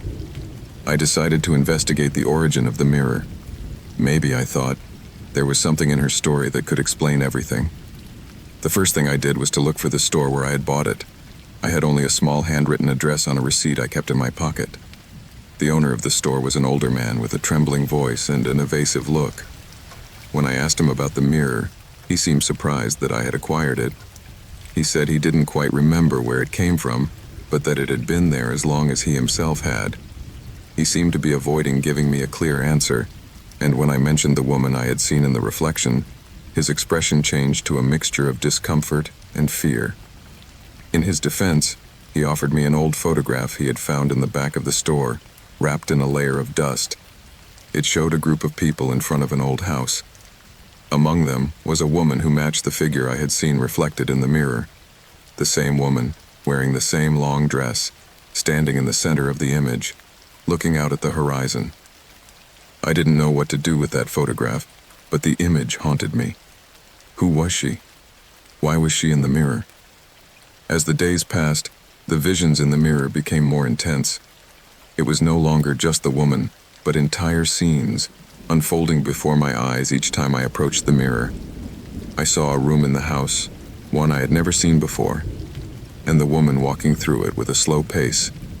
I saw the light of a candle flickering in the darkness. I heard sounds that didn't come from my house. Muffled laughter, footsteps slowly approaching. And although I was completely alone in my home, the feeling that I was not was undeniable. In one of the most intense visions, I saw how the woman, with an expression of despair, looked directly into the mirror. For an instant, I felt her eyes meet mine. It was a brief moment, a flicker, but it left me with an uneasy feeling. As if somehow she was looking at me through the mirror, beckoning me to discover what had happened. My obsession with the mirror grew more and more. I could no longer stop thinking about the woman and the images shown in the reflection. I searched for information about the house in the photograph, trying to discover if I could find any connection to the mirror or the woman. What I found was even more puzzling. The house in the photograph had been destroyed in a fire decades ago, but not before several family members mysteriously disappeared. Intrigued, I decided to visit the place where the house had been. There wasn't much left of it, just charred remains and ruins sprawling across the vacant lot. But something inside me told me that it must be there, that the place had something to do with what was happening. When I arrived, I found something surprising. A piece of burnt wood, with an inscription carved into it. The inscription was but one word, but it was enough to stop me in my tracks. Regret. That word resonated in my mind with unexpected force. That night, as I stood in front of the mirror, one more vision unfolded before my eyes. I watched as the woman in the reflection wept, her tears falling on the glass. I watched as fire ravaged the house I had seen in the photograph.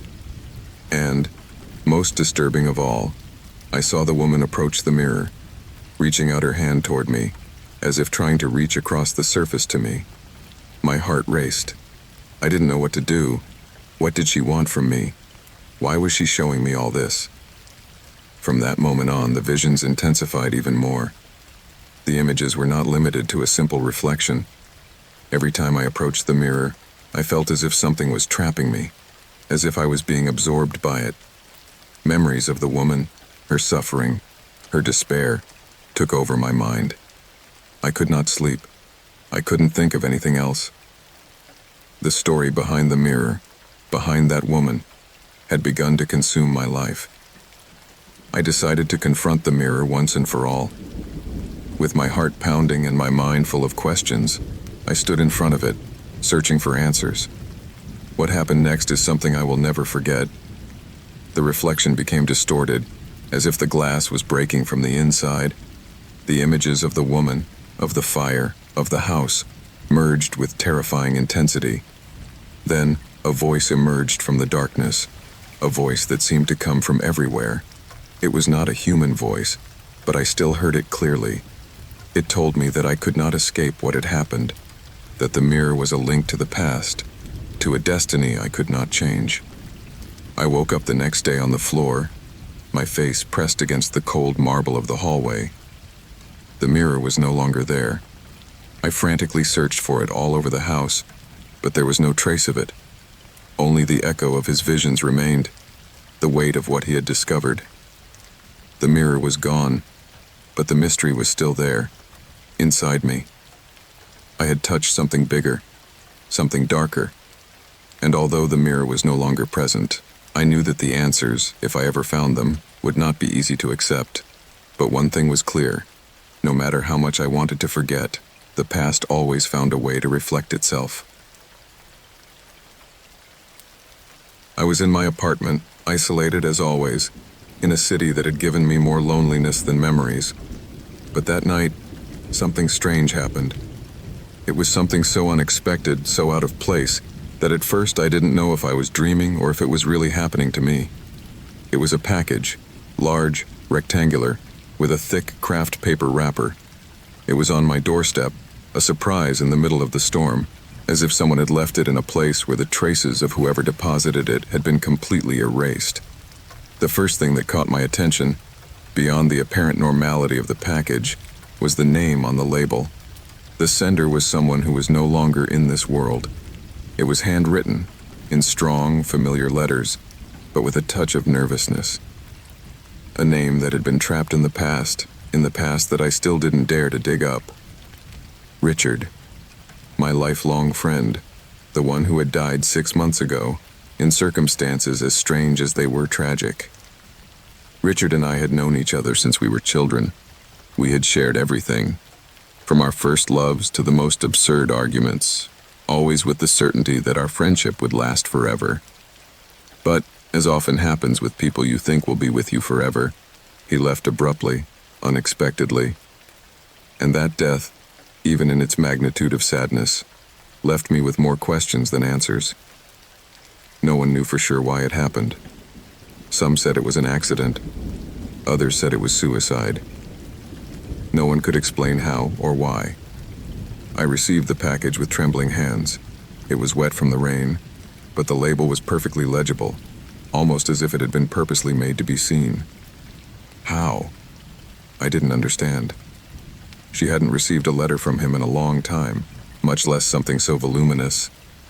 The fact that his name was there, as if he had somehow returned from the afterlife just to give me this latest gift, caused a knot in my stomach. I wasn't sure I wanted to open it, but something inside me told me that it was necessary, that there was something in that package that I needed to know, something I needed to discover in order to understand what had happened. The package was heavy. I set it down on the table, opening it cautiously. as if afraid of what I might find inside. At first, it seemed empty, just a pile of crumpled papers, letters, photos, and some small objects that I didn't recognize at first. But as I unpacked the contents, I found something that chilled my blood. A small leather notebook, aged and worn, as if it had been stored for years in a forgotten corner.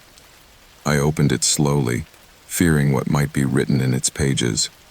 The first few pages were full of scribbles, meaningless notes, memories of our old jokes, of our conversations about the future. But something changed when I reached the last page. There, the words were clear, concise, and the tone was different from what Richard had always used. It was a direct, urgent message that had been purposely written for me to read. The truth lies in what you never wanted to see. If you get this far, you'll know it was never an accident.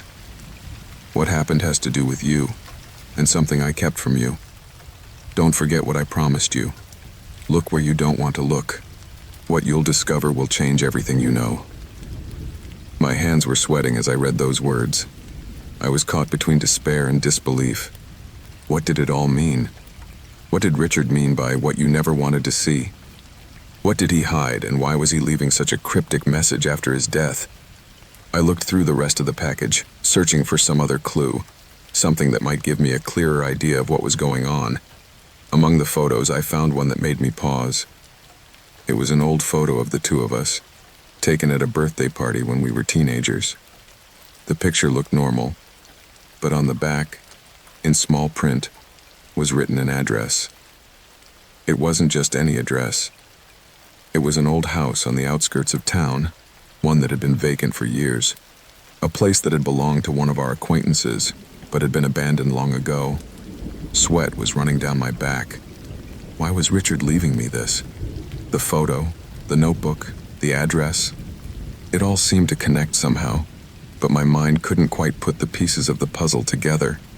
However, the anxiety that was sweeping through me was pushing me to act. If Richard had wanted me to do it, I couldn't ignore it. Even if I didn't want to, I had to go. I prepared to leave. The storm was not letting up, and the night was getting darker and darker. But I couldn't stop, as if something else was pushing me, something stronger than reason. The fear of what would happen was biting at my heels, but there was also something deep inside me that told me I had to go. I could not ignore it. The house was on the outskirts, right where Richard had pointed. When I arrived, the place was in total silence, broken only by the sound of the wind filtering through the branches of the trees. The house was in ruins, as if time had taken care of making it disappear little by little.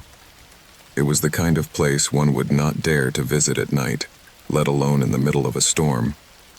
I entered cautiously. The air was thick with dust and humidity. I advanced through the empty rooms, which seemed to whisper forgotten secrets. Every step echoed off the crumbling walls, but there was nothing to tell me I was in the wrong place. Everything I encountered seemed to confirm that I was on the right path. I reached the basement. The door was locked, but something inside me told me I should open it. I did, and what I found there took my breath away. In the center of the room was an old wooden box, locked with a padlock. At first, I didn't know what to do, but then I remembered Richard's notebook. There was something about it that I had never wanted to see, something he was keeping from me. My heart was pounding as I knelt down and tried to pick the padlock. I don't know how I did it, but it finally gave way. Inside the box were more photos, letters, and a few more items. But what caught my eye was an old map, one that seemed to indicate a location I didn't recognize. As I looked at it more closely, something clicked in my mind. The coordinates, the place that was marked, was none other than my own home. It was then that I understood everything. Richard had been involved in something much bigger than I had imagined, something he had kept from me, something he had let me discover only now, after his death. The secret was not something that could be told in words. It was something that had to be unearthed, something I had to find for myself. And now, after all that had happened, there was nothing left but to face what was to come. Richard's last gift was not a farewell. It was an invitation. An invitation to unveil what had been kept in the dark, what I never wanted to see. And now the future was in my hands. That night, like many others, the rain pounded hard on the windows of my apartment. The sound of falling water was constant, interrupted only by the occasional thunder rumbling in the distance. That night, however, there was something different, something in the air that I could not identify, but that was present in every corner, as if the very atmosphere was charged with tension. I was in front of my computer screen, with no clear direction, when suddenly, my phone vibrated. I looked at the screen, and at first, I didn't understand what I was seeing. The message came from a number I didn't recognize. That wasn't the strange thing. The strange thing was the name on the message. It was from Diego, my missing friend. The last time I heard from him was 3 months ago, when he said goodbye without a trace. No one knew what had happened. The police quickly closed the case, claiming it was an accident or perhaps a voluntary flight. But I knew something wasn't right. I knew Diego would never have left it all behind like that. The message was short, almost cryptic. What you are looking for lies closer than you imagine. You only have to look. The clock is ticking. The words seemed simple, but to me they carried an overwhelming weight. The clock. What clock? My mind began to formulate theories, but I couldn't concentrate. The rain was still coming down hard, and I, stunned, couldn't take my eyes off the message. How could Diego be sending me a message if he had disappeared? My heart was pounding, and a strange feeling ran down my back. This couldn't be a joke. It couldn't be a coincidence. Diego had been my friend for years, and he had never shown any interest in doing something so strange. I looked at the clock on the wall, an old heirloom I had inherited from my grandfather. The hands were moving toward 10:15. Was that the time Diego was referring to? I didn't know, but the feeling of discomfort grew inside me. Something wasn't right, and somehow, I felt I had to do something. The camp was located in a remote area, far from any form of civilization. A few days away, surrounded by dense forests and snow-capped mountains, it seemed like the perfect place to unwind and enjoy solitude, at least for a couple of days. Hugo and I had always been traveling companions, but on this trip something changed, something I could not have anticipated. At the time, I didn't know that what was about to happen would test not only our friendship, but also my understanding of what is possible and what is not. The first day passed without incident. We set up our tents, cooked outdoors, talked about our lives, our memories, and everything seemed to fall into place. Night came early, and the silence of the forest was deep, almost palpable. The trees swayed gently in the cool breeze, and the sound of running water near our camp gave the place a peaceful, almost mystical atmosphere. We slept in the same tent that night, something we had always done on our camping trips. But the next morning when I woke up, something wasn't right. The place was strangely quiet. I didn't hear the typical sounds of the forest, the birds, the wind, not even the water of the nearby stream. Everything was silent. I got up and walked out of the tent, looking for Hugo. At first, I thought maybe he was still asleep or had gone out to explore. However, when I looked around, I saw no sign of him. The campfire, which we had left out the night before, showed no signs of having been moved. His backpack was on a rock, just as he had left it before sleeping, and his sleeping bag was intact. That was the first thing that worried me. Hugo was not one to leave his belongings unattended. He was always meticulous about such things. I decided to scour the camp for answers. I thought maybe he had decided to go for an early walk, like he used to do on our adventures. But the place was deserted. No trace of his footprints in the wet mud on the ground. My concern increased, but I tried to calm down. Maybe he had decided to do something alone. Maybe he had gone to explore some corner of the forest that seemed interesting to him. Hours passed, but my search yielded no results. I called his name several times, hoping to hear his voice answering, but all was still silent. Fear began to take shape in my stomach. Where was he? What had happened? Everything seemed normal, but at the same time, everything was wrong. I couldn't understand how he could disappear like that in the middle of nowhere, leaving no trace. It was as if he had vanished. I decided to take things calmly, although anxiety was beginning to take hold of me. I thought maybe Hugo had had some trouble. Maybe he had gotten lost. The place where we were camping was vast, and the forest could be confusing if you didn't know it well. Maybe he had ventured too far and lost his way. At least that was the excuse I gave myself to ease my mind. But the hours continued to pass, and my friend did not appear. As evening fell, anguish turned to despair. No one in camp, not even a sign of life. Only the rustling of branches, the whisper of the wind, and the distant echo of some animal. I sat near the fire, trying to think of what to do, but I didn't know what else to look for. Hugo couldn't have left of his own free will. There was no sign of his gear or that he had taken anything of value. He wasn't ready to disappear for no reason.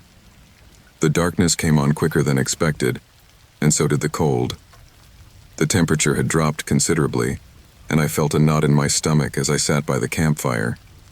The place seemed increasingly hostile, as if nature itself was daring us not to dig any further. I decided to go out in search of help. I couldn't just stand there and do nothing. I needed to find a solution, a place where I could get more resources, or at least alert the authorities. But as I tried to walk beyond the camp area, something strange happened. I couldn't find the trail.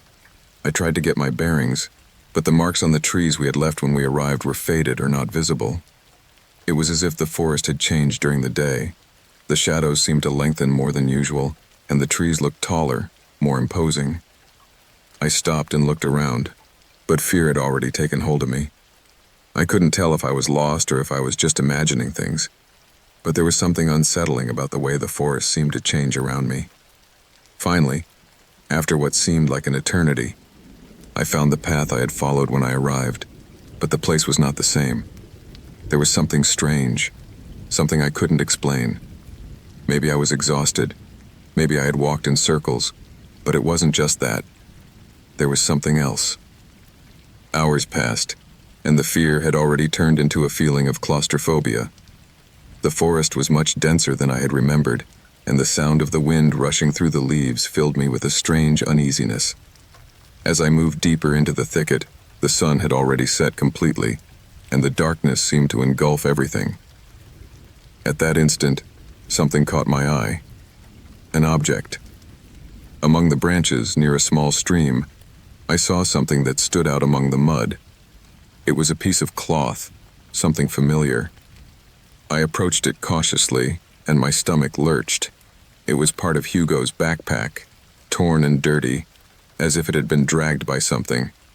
But that wasn't all. Next to the cloth, I found something even more disturbing. A deep footprint in the mud, as if something very heavy had walked there, but in an erratic way, as if it was crawling. It was a footprint, but I could not identify what kind of being had left it. I could not understand how Hugo could have been there, let alone how such a thing could have happened.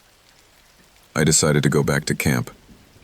There was something inside me that told me I shouldn't go any further. Something I could not explain. A visceral fear came over me as I walked back, and it wasn't until I reached my tent again that the true magnitude of the situation hit me. Hugo was not lost in the woods. Something had happened there, something I couldn't understand, and that terrified me more than anything else.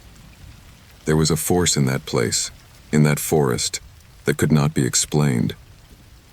I stopped looking. In the days that followed, the police never found a trace of Hugo. They found neither his body nor any sign that he had been there. He simply disappeared. The case was filed as a mysterious disappearance, and people soon began to forget. However, I never stopped thinking about that day, in that forest, and what could have happened to him.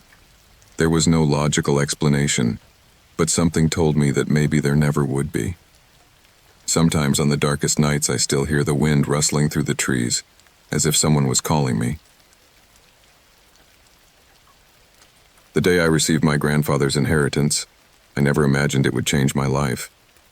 My grandfather had always been a man of few words, someone with a life full of stories that he rarely shared. We had never been close, but his death was a blow that left me with a sense of emptiness. It wasn't the first time I had seen a family heirloom, but it was the first time I had encountered something so peculiar. My family gathered at the grandparents' house for the reading of the will. When it was all over, I came across a wooden box, small and weathered, with details on the surface that were barely discernible. It was something that had belonged to my grandfather, and at first, I didn't pay much attention to it. I thought it was simply a decorative object or something that had been left forgotten in some corner. However, something about the way the box was locked, as if it were something valuable and hidden, made me feel that there was something more to it. The box was locked with a small key, which was handed to me along with the object. There was no letter, no message attached, just the box and the key. I decided it would be wise to wait before opening it, that perhaps my grandfather had wanted to leave me something else in the future, something important. But as the days passed, my curiosity grew. Something told me I should open it. One afternoon, after returning from work, I decided it was time. I sat in the dining room, with the box in front of me and the key in my hand. The sound of the clock in the living room marked the passing of time, and the silence in the house was almost unbearable. I inserted the key with a sense of anticipation, and as I turned it, the lid of the box opened with a soft creak. Inside, I found several old papers, some yellowed and others in perfect condition. But what caught my attention the most was a small envelope, sealed with red wax. It was something out of the ordinary, something I did not expect to find in a simple box. I opened the envelope carefully, fearful of damaging the contents. Inside was a letter, written in a handwriting I recognized instantly. It was my grandfather's handwriting. The message was clear, but it was also cryptic, as if it had been written with the intention of leaving me clues, but not directly. The message read as follows: "The crime that was never solved is closer than you can imagine. What happened in this family was no accident. Look for the truth where you never thought you would find answers. Don't trust what you've been told." Those words left me completely baffled. What did he mean by that? I didn't understand what my grandfather was implying. He had always been a mysterious man, but he had never talked to me about anything related to a crime. The message seemed to be a warning of sorts, something urging me to investigate further. I decided to start with the papers. At first, they seemed to be simple documents related to my grandfather's life, receipts, old letters, and family records. But as I went through them, something caught my attention. There were a number of letters that did not belong to my grandfather. They were letters written by a person I couldn't identify, but which, as I read them, seemed to speak of something much darker than I had imagined. The letters mentioned a family member, someone who had been involved in an unsolved crime.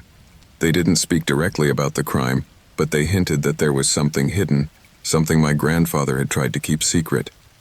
The information was fragmented, and I didn't understand everything it said, but it clearly spoke of a case that had never come to light, something that had been buried for generations. My mind began to wander. What was going on? What crime had happened in my family that my grandfather had tried to hide? I couldn't figure it out. I decided I had to investigate further. I couldn't let my grandfather's words just hang in the air without any explanation. From that moment on, I began to investigate every corner of the house, looking for any other clues that might help me understand what had happened. I looked through old photos, through the library books, and searched every drawer and shelf for clues. It was then that I found a diary, one that had been hidden in an inconspicuous place, among some old boxes in the shed. The diary belonged to my grandfather. It was dated many years ago, and at first I thought it was just a collection of unimportant memories. However, when I opened it, I came across something that changed everything. The first paragraph was written with obvious haste, and it looked like my grandfather was trying to leave a message without being discovered. It read as follows. My brother's death was not a simple accident, and no matter how many years pass, the truth will come out sooner or later.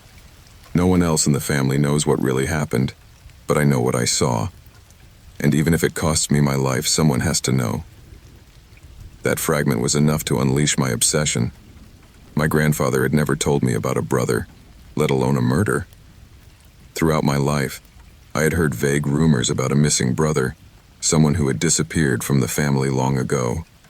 But I had never known this to be related to anything so dark. I continued reading the diary, and what I found chilled me. My grandfather was talking about a series of strange events that had occurred during his youth, things that had been buried in time.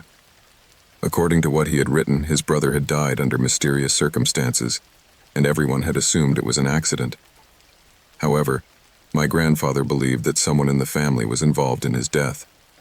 No one had believed it at the time, and as the years passed, my grandfather became more and more isolated, convinced that there was something else behind his brother's death. With each page he read, the pieces of the puzzle began to fit together. My grandfather had never revealed anything to anyone, but he had left clues in his writings, hidden in the most unsuspected places. It seemed that he himself had tried to seek justice, but his fear of repercussions had kept him silent. I decided to investigate further into the death of that lost brother. There were few clues, but I managed to find something else in the city archives. A case of accidental death, a story that had been forgotten in the records. My grandfather's brother had been found dead in a small lake near the family home. The official report said it had been an accident, that he had drowned while swimming, but the details of the case did not match what my grandfather had written in his diary. It couldn't be an accident. There was something else, something no one had wanted to see. As I delved deeper into the investigation, I began to discover that people close to my grandfather and his brother had different stories. There were rumors about family feuds, about jealousy and betrayal. People didn't want to talk about it, but little by little, I found clues that suggested that someone had wanted to get rid of that brother. In the end, what I discovered took my breath away. My uncle's death, as I discovered his name was, had not been an accident. It had been a murder, one that had been carefully covered up by those who knew him. My grandfather knew the truth, but he could never prove it. No one in the family had wanted to accept it, and the story of his death had been buried forever. My grandfather had left the box, the diary and the letters, as a last attempt to get the truth out. He had been fighting all his life to unearth what had happened, but in the end, the family had preferred to live with the lie. I, now, was the only one who knew the truth. In the end, what my grandfather had left was much more than just an inheritance. It was a burden, a responsibility that fell on me. The truth had been hidden for generations, and now I had the power to reveal it. But the question was, should I? The box, in the end, contained more than clues to a crime. It was a reminder that some truths should not be known. It was a dark night, one of those when the road stretches into infinity and the headlights only illuminate fragments of nothingness. I had been driving for hours, aimlessly, just looking to escape from the weight on my shoulders. It had been a long day, and fatigue was catching up with me. The music on the radio could no longer distract me, and my mind wandered aimlessly as the car drove at its own pace down the deserted road. That's when I saw the sign, a lone, flickering gas station in the distance. The light from the sign offered a dim glow, like a beacon in the darkness. I decided to stop. I didn't like stopping in lonely places, but fatigue forced me to. I needed some gas and some rest. When I arrived, the gas station was empty, except for a man who seemed to be cleaning the windshield of a car parked near the pump. The place had that air of abandonment, with peeling paint on the walls and cracked pavement. The lights flickered on and off, giving it an even more desolate atmosphere. I parked near the pump, got out of the car, and walked toward the entrance of the store. I saw no one else. There was no sign of life, just the hum of the gas station's engines and the distant sound of the wind moving dry leaves across the ground. Upon entering, the air was heavy with the aroma of old coffee and canned goods. The store was empty, as if it had stood still in time, with shelves full of food and drinks that looked like they hadn't been touched in years. The man I had seen outside was still there, watching from the window as if he was waiting for me. I didn't pay much attention to him at first. I made my way to the counter, where a man with an expressionless face was half asleep. I asked him for a bottle of water and some candy, trying not to look so uncomfortable in the quiet atmosphere of the gas station. As I waited, the man outside approached the door, came in, and stood next to me. He said nothing, but I felt his presence strangely. His gaze was fixed, and although he wasn't looking directly at me, I knew he was watching my every move. I looked up and noticed that he was wearing a long coat. His face was partially covered by a messy beard and dark glasses that he did not take off even when he was inside the establishment. An air of uneasiness came over me, but I tried not to show it. I ignored him as best I could, until I heard his voice, low and slow. He asked me if I needed anything else. He didn't meet my gaze, but I felt his words were directed at me. It wasn't a casual question, but a statement that sounded more like he knew what I wanted, even though he hadn't said anything. I replied that no, I just needed the water and treats. That's when he spoke to me again, but this time in a much more direct manner. He asked me if I had traveled a lot that night, if I didn't feel tired. I replied that I had, but that I just wanted to keep going, that I didn't plan to stay long. Although it seemed like small talk, there was something strange about the way he spoke, as if he knew my thoughts, my plans. Something in his words made me feel uncomfortable, as if he was looking for something he wasn't willing to give. When I paid for my things, the man followed my movements closely, and as I left the store, I noticed that he was watching me from the window, as if he was waiting for something. A shiver ran down my spine. It wasn't just the atmosphere of the gas station or the fact that I was alone in the middle of nowhere that made me nervous. It was him, this strange man who seemed to know too much about me. I decided not to make a big deal out of it. I started the car, and as I drove away, I noticed that the man was still there, watching me from the window, motionless. I sped up, trying to get away from that uncomfortable feeling. But as I drove down the deserted road, I began to feel that something didn't fit. How could he know so many things about me, about my movements, about my thoughts? At that moment, I felt that something was wrong. Something that I could not identify, but that made me question everything that had happened. I decided to stop a few kilometers ahead. I couldn't continue driving with that uneasy feeling. I needed to clear my thoughts. I stopped the car at the side of the road, right in a small parking lot nearby. I stood there, with the engine off, looking at the horizon. The road seemed endless, and the absolute silence only added to my discomfort. It was then that I heard the sound of a car approaching. I looked in the rearview mirror and saw a light in the distance. At first, I thought it was another traveler, someone also seeking shelter on the lonely road. But as the light got closer, I realized it was the same car from the gas station, the one parked next to mine. My pulse quickened. The car slammed on the brakes beside me, and the man who had been at the gas station got out of the vehicle. This time, he was not wearing his dark glasses, and his face was clearly visible. There was something in his expression that I found difficult to identify. It was as if he knew me too well, as if he knew something I didn't even know myself. He asked me to lower the car window. I didn't do it immediately. I didn't know what he wanted from me, but there was something in his gaze that told me I should leave. However, something inside me pushed me to give in. I slowly lowered the glass, but I didn't look directly at him. I only listened to his breathing, which seemed much heavier than usual. He asked me if I was looking for something, if I felt lost, and although his words were simple, there was something in his tone that left no room for doubt. I knew she was talking directly about me, about what I was feeling, what I was thinking. I couldn't help it, but fear began to take hold of me.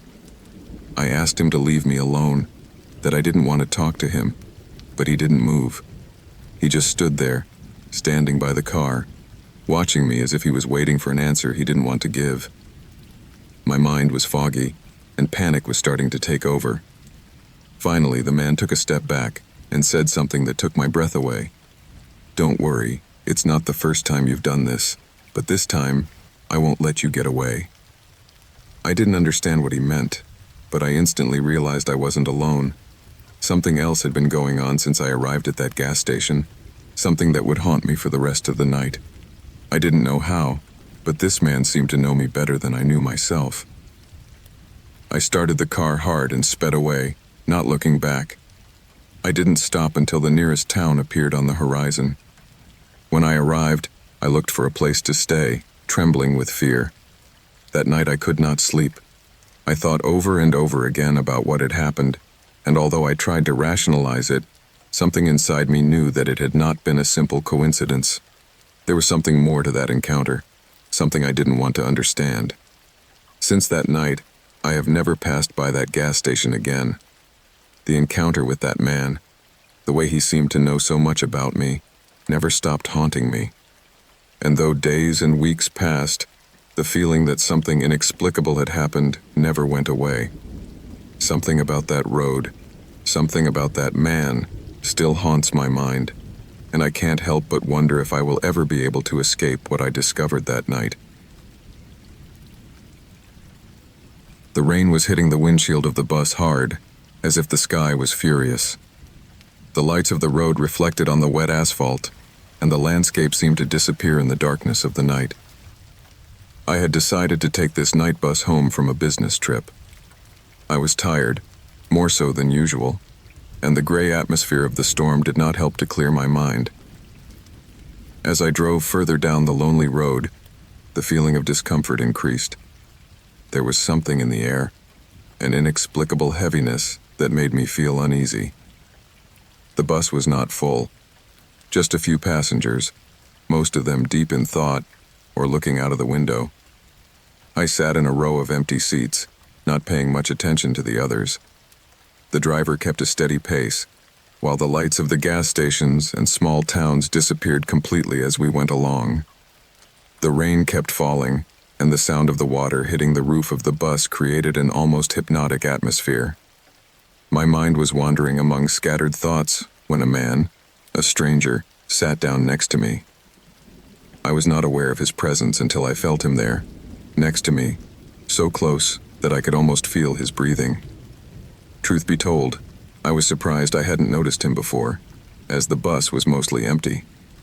He was a middle-aged man with a thin build and a tired face, wearing a gray rain jacket that was barely visible in the dim light that illuminated the interior of the vehicle. His hair, wet from the storm, fell in disarray over his forehead, and his eyes, a dark color, seemed to be lost in the mist that shrouded the landscape outside. For a moment we were both silent, the sound of the rain and the soft hum of the bus engine the only sound. At first I tried to ignore it, lost in thought, but I felt a strange pressure in the air, as if something was about to be said, as if he, this unknown man, had something important to communicate. And indeed, it was he who broke the silence. He began to speak in a quiet manner, almost as if he did not expect an answer. He talked about his life, about his journey. He mentioned to me that his destination was the same as mine, or so it seemed. But what started as a banal conversation soon turned into something more disturbing.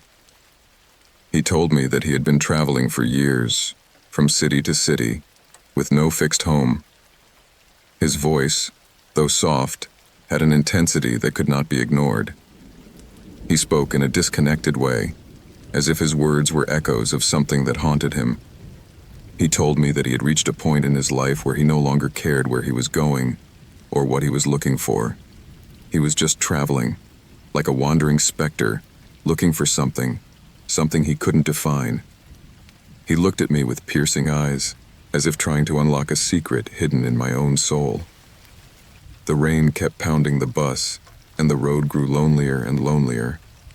I felt strange, trapped in this conversation I hadn't asked for. My instinct told me I should get rid of him, change seats, put distance, but something in his tone kept me immobile. I wanted to know more.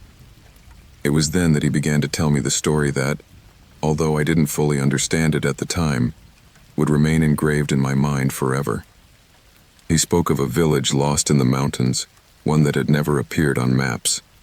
In that village, he had grown up, a place set apart from the rest of the world, a place that no one remembered, not even the nearby inhabitants.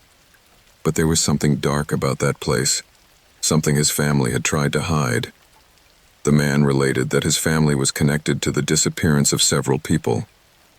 It was not something his family would have openly acknowledged, but the stories he heard as a child filled him with dread. People who came to town, but never left. No one knew what happened to them, but the townspeople never mentioned them. There was something in the air, a constant tension that could not be avoided. And his family, he believed, was involved in these disappearances. The man paused for a moment and looked out the window, as if seeing that distant town to which he could no longer return.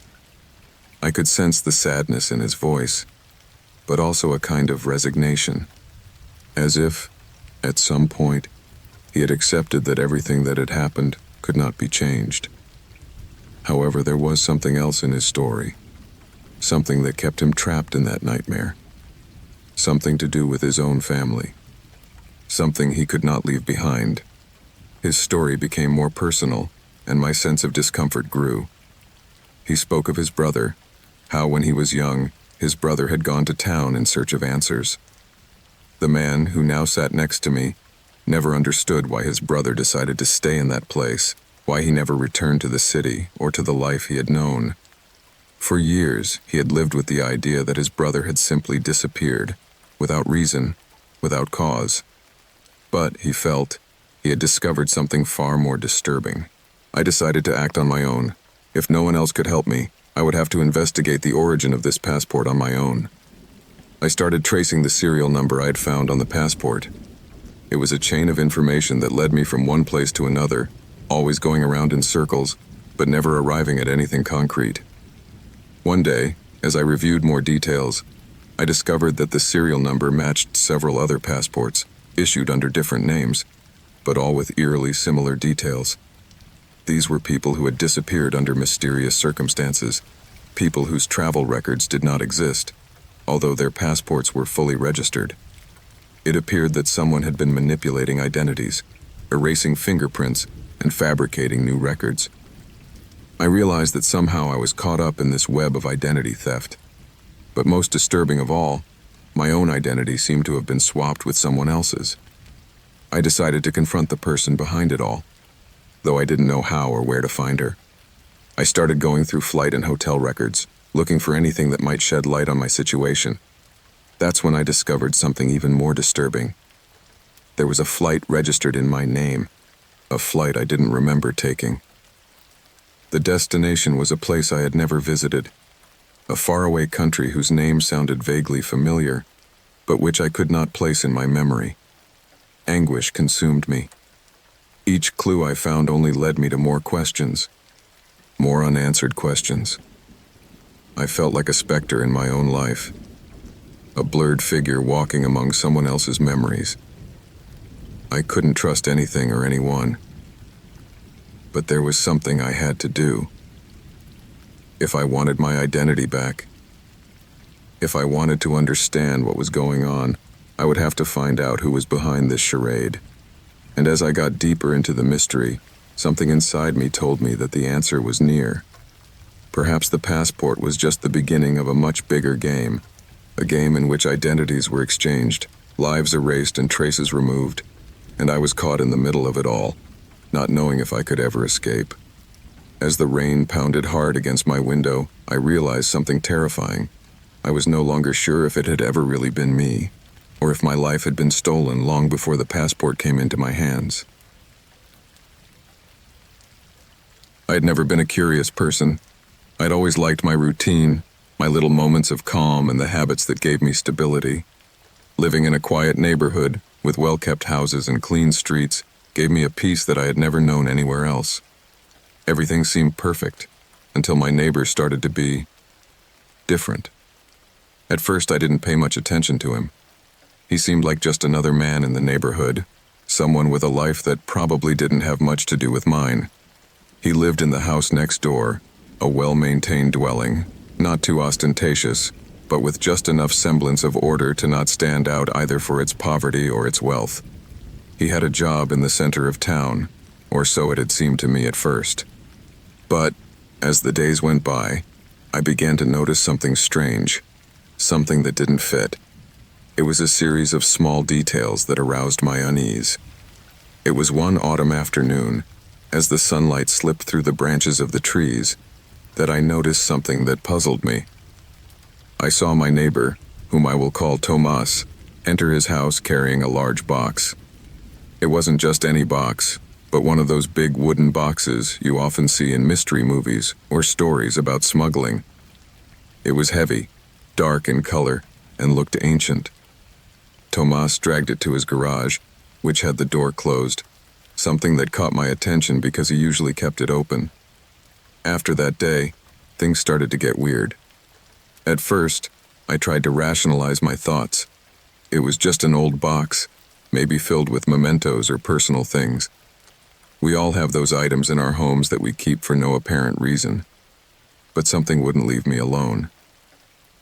After that day, I began to notice that Tomas would arrive late every night, sometimes after midnight, with a tired expression, as if he had been working overtime. But most disturbing was the furtive glance he would cast around the street before entering his house. He seemed to make sure no one was watching him. Soon after, I saw that it wasn't just the box that had aroused my suspicion. A couple more times I saw Tomas go in and out of the garage, and he always did so with something I couldn't identify. Occasionally, he seemed to be moving large sacks, which seemed even weirder to me. On none of those occasions did I see him load anything into the car, which made the whole thing even more mysterious. No one ever left or entered his house during those hours, at least not that I could see. Something strange was going on behind those walls, and my intuition told me I wasn't wrong. One night, after watching him for a few days, I decided to follow him. I was determined to find out what was going on in that house. My curiosity had grown to such an extent that I could no longer ignore what I saw. That night, Tomas came out of his house with his jacket on, as if he was about to go somewhere. As usual, he took a quick look around before getting into his car. I waited a few minutes after he left, and when the street was empty, I got up from the couch, decided it was time to act. Following from a distance, I made sure to stay far enough away to remain undetected. Tomas drove through the city, but what really surprised me was the route he took. He didn't go towards the center of town, where he had always said he worked. Instead, he took a detour down a darker, less traveled street. For a long while, I wondered where he could be going, until he finally came to an industrial building on the outskirts of town. It was an old factory, closed for years, with broken windows and a rusted metal door. Tomas stopped in front of it, got out of the car, and entered the building without any caution. I stood on the sidewalk, my heart beating fast. I didn't know if I should get closer or leave. Something inside me was telling me that I should leave, that this was none of my business. But another part of me, the part that felt something big was happening, pushed me to follow him. I stood there, watching from a safe distance, not daring to get too close. Minutes passed, and nothing happened. The street was empty and silent. Tomas remained inside the factory for an hour, maybe more. Finally, the light of an approaching car was seen. My neighbor came out of the building, this time accompanied by one more man. I could not see his face clearly, but his movements were quick and furtive. The car that had arrived was dark, with tinted windows, making it difficult to see who was behind the wheel. Tomas and the man quickly got into the vehicle, which started up noiselessly and was lost in the darkness of the night. I didn't know what to think. My mind was full of questions. What were they doing in that place? What kind of suspicious business was this? I knew I couldn't just sit idly by.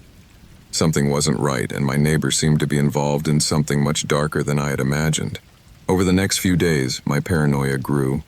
I decided to investigate further, but without anyone finding out. I searched for information about the old factory and discovered that it had been used in the past for illegal activities. Although it was officially closed, rumor had it that some people used it as a meeting place for shady business dealings. Was Tomas involved in something like that? It was hard to believe, but the evidence was beginning to be overwhelming. As time went on, the strange incidents piled up. I saw Thomas leave his house late at night, always in his car, always with an air of urgency. Sometimes he would return with bags that he seemed to quickly hide. I dared not go any closer to his house, fearful that he would discover me. However, I couldn't help thinking that I was seeing the tip of the iceberg of something much bigger. Finally, one afternoon, while I was at the grocery store, I saw something that chilled my blood. I saw a man who seemed to be searching for something, looking around cautiously. As I passed him, I recognized him. He was one of the men I had seen with Tomas at the factory. I didn't know what to do. The guy looked at me for a second, but didn't say anything. He just walked away quickly. That was the point of no return. I could no longer pretend that nothing was happening. I was too involved in this. That night, as the rain lashed the windows, I sat at my computer. I knew I had to get to the bottom of it, that I had to find out the truth, even if it meant confronting him directly. Somehow, the sense of danger was driving me to keep investigating. I knew something dark was going on in that quiet neighborhood, something that could not be ignored. Tomas was not just a peculiar neighbor. He was involved in something much bigger, something that had to be stopped before it was too late. The pieces were slowly falling into place, and I didn't know if my own life was in danger, but there was no turning back. The lights in my neighborhood seemed dimmer that night, as if everything was about to fall apart. And I, caught in the middle of it all, could only hope that I was strong enough to face what was coming. For years, I had stayed out of the shadows, working as a private investigator on cases that, while disturbing, never got me directly involved in something as dark as what I now had on my hands.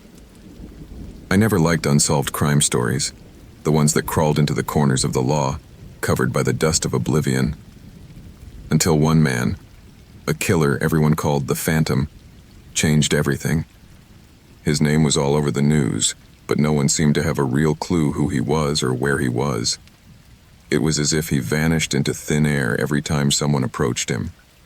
I met him by chance, through a series of coincidences that no longer seemed like such. I had been watching the case for months, with the curiosity of someone who feels that a story is not yet finished. But in the end, it was more than curiosity. It was the need to understand it, to catch it. Sometimes, one faces one's own demons when confronted with those of others. Some of that was in me when I made the decision to become a bounty hunter.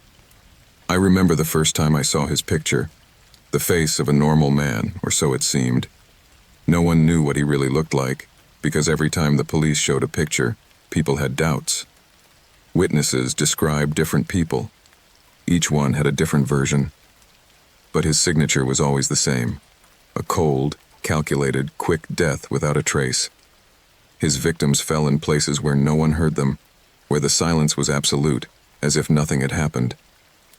The case of the Phantom had passed through the hands of several detectives, but no one had been able to follow the trail. When I was offered a reward for finding him, I saw it as an opportunity to do justice, or at least that's what I told myself. I needed something to focus on, something to shake up the life I was leading, which had already become monotonous and empty. The money was just an incentive, although I couldn't deny that the weight of the reward appealed to me. I don't know if it was a good decision, but the truth is that from that moment on I knew there would be no turning back. My first step was to return to the beginning, to the scenes of the crimes. It was there, in the shadows of the city, that I began to understand that the killer was not simply a man, but a presence, a force that moved with the city, feeding on its darkest corners. I delved into every alley, every corner where the murder had left its mark. For days, I reviewed documents, talked to witnesses, and even infiltrated once criminal circles. All roads seemed to slam shut, but it was as if something in me told me I had to keep moving forward. I knew that every step brought me closer to him, although at first I didn't understand why I was so drawn to that quest. The silence of the city enveloped me, and the sound of my own footsteps was the only thing that broke the stillness of the nights. What surprised me most was the pattern. Each murder was linked to someone with a dark past, something that connected them to the killer in a way that at first seemed irrational. But the deeper I dove into the case, the clearer it became. The killer selected his victims meticulously, not by chance, but for some reason beyond anyone's comprehension.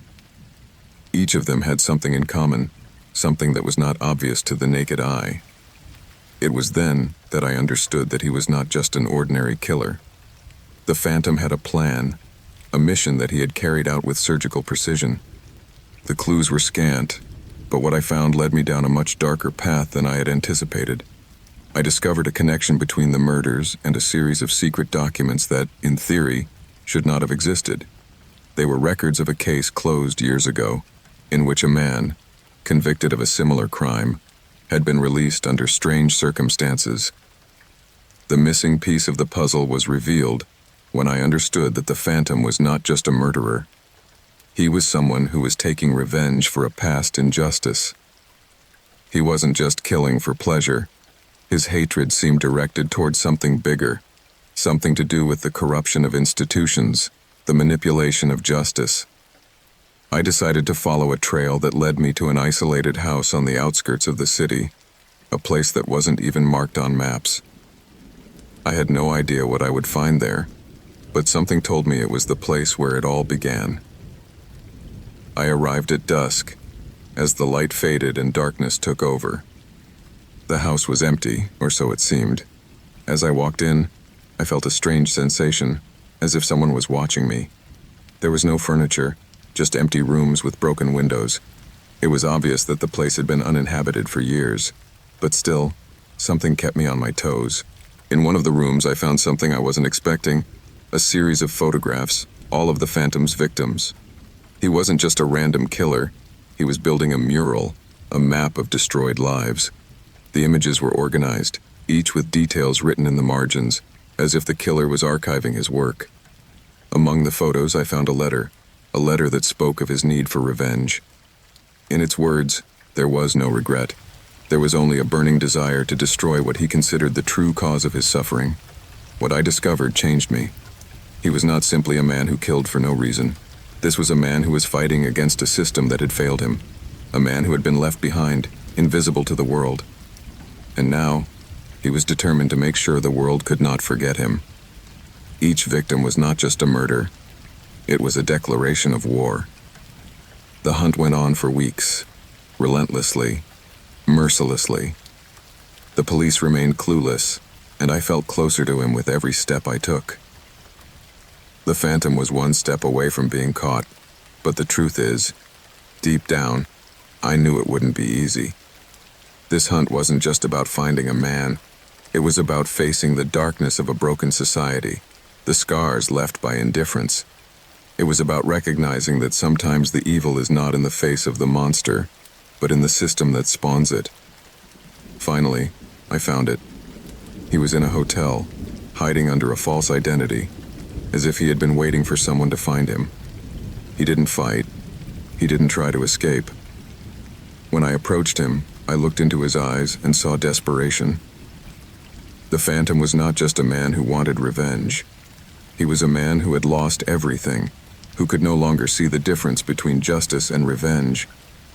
In the end, I turned him into the police, but something inside me changed. The hunt for the killer did not end with his capture.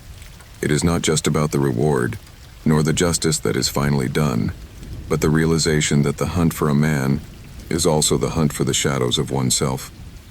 And sometimes those shadows are deeper than one imagines. The night hung over the building with an uncomfortable stillness.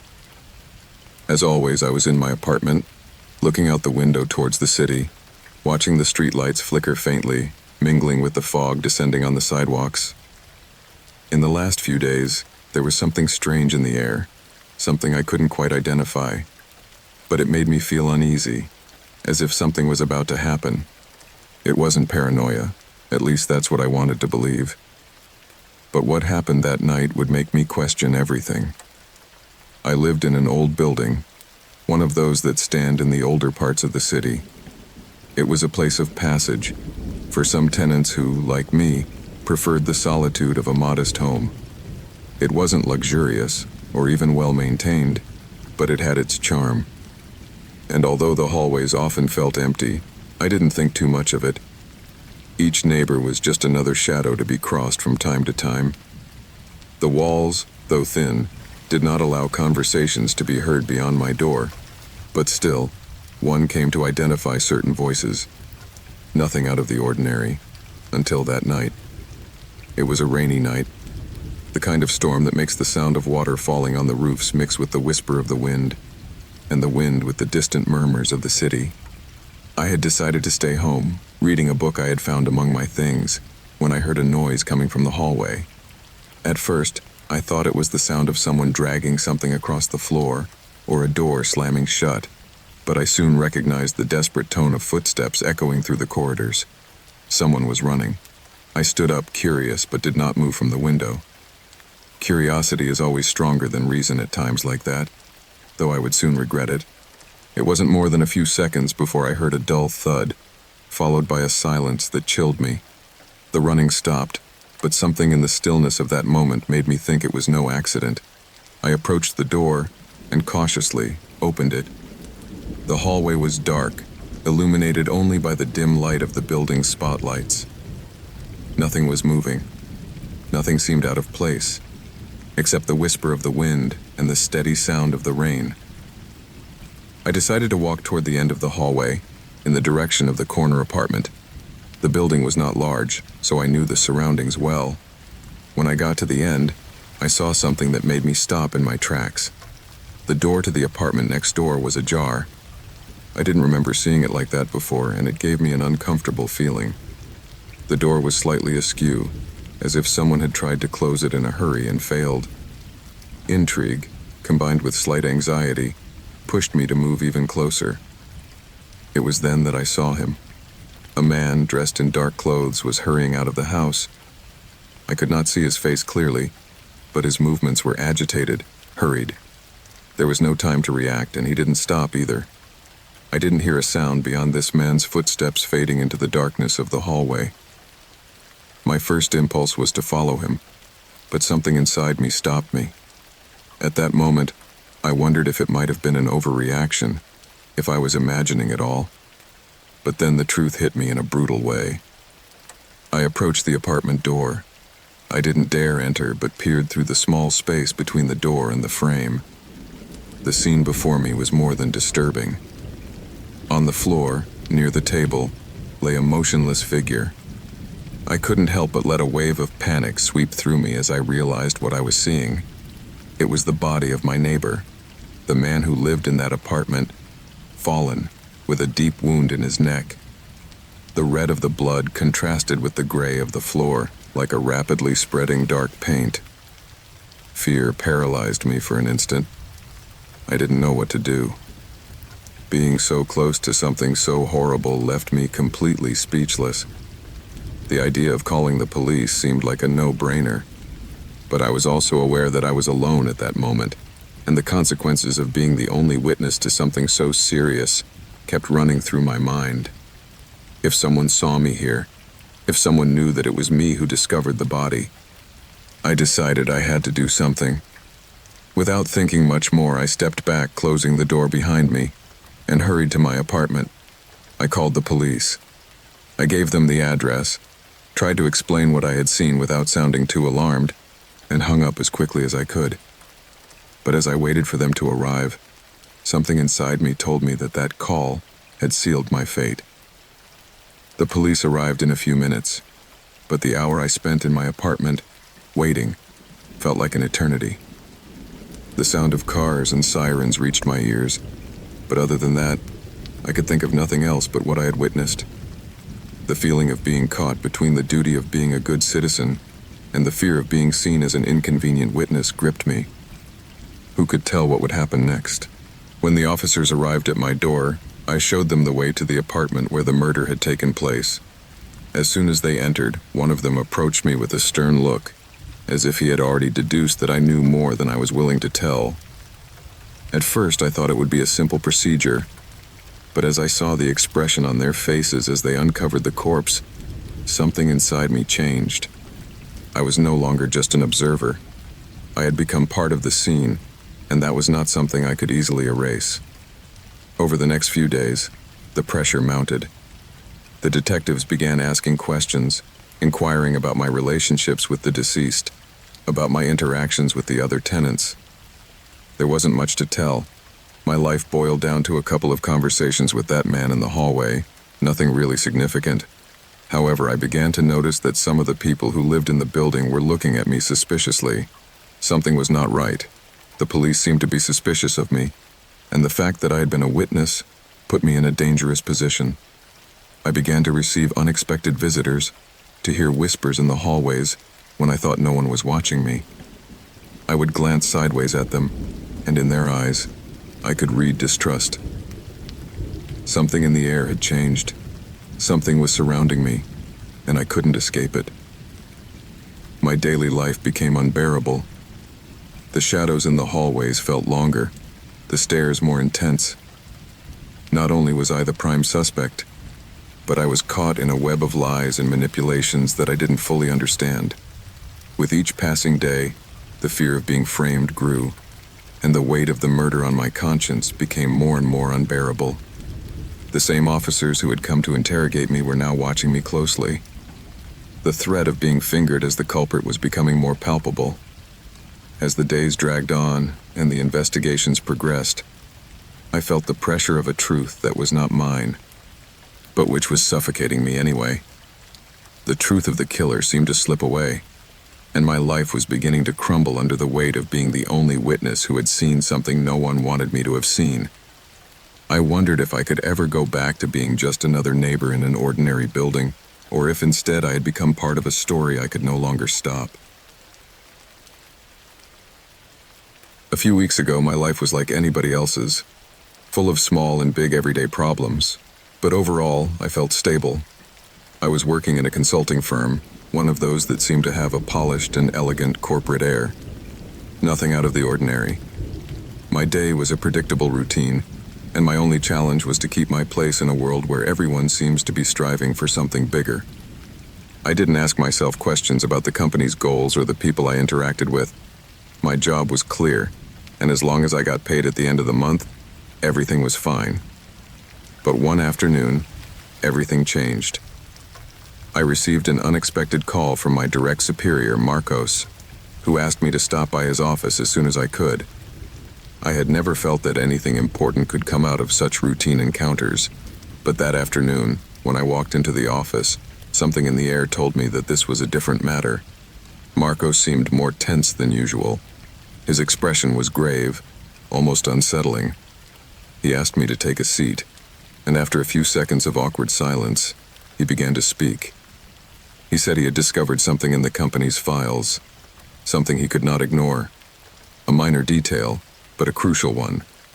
He explained that he had begun to investigate certain transactions and documents, something that was not normally part of his job, but something had caught his attention. At first, he thought it was a mistake, but as he dug deeper, the details matched up in a way he couldn't explain. Apparently, the company she worked for wasn't just an ordinary consulting firm. Over the past few years, it had been involved in high-level projects with government entities, transnational corporations, and even some private groups whose interests were not exactly legal.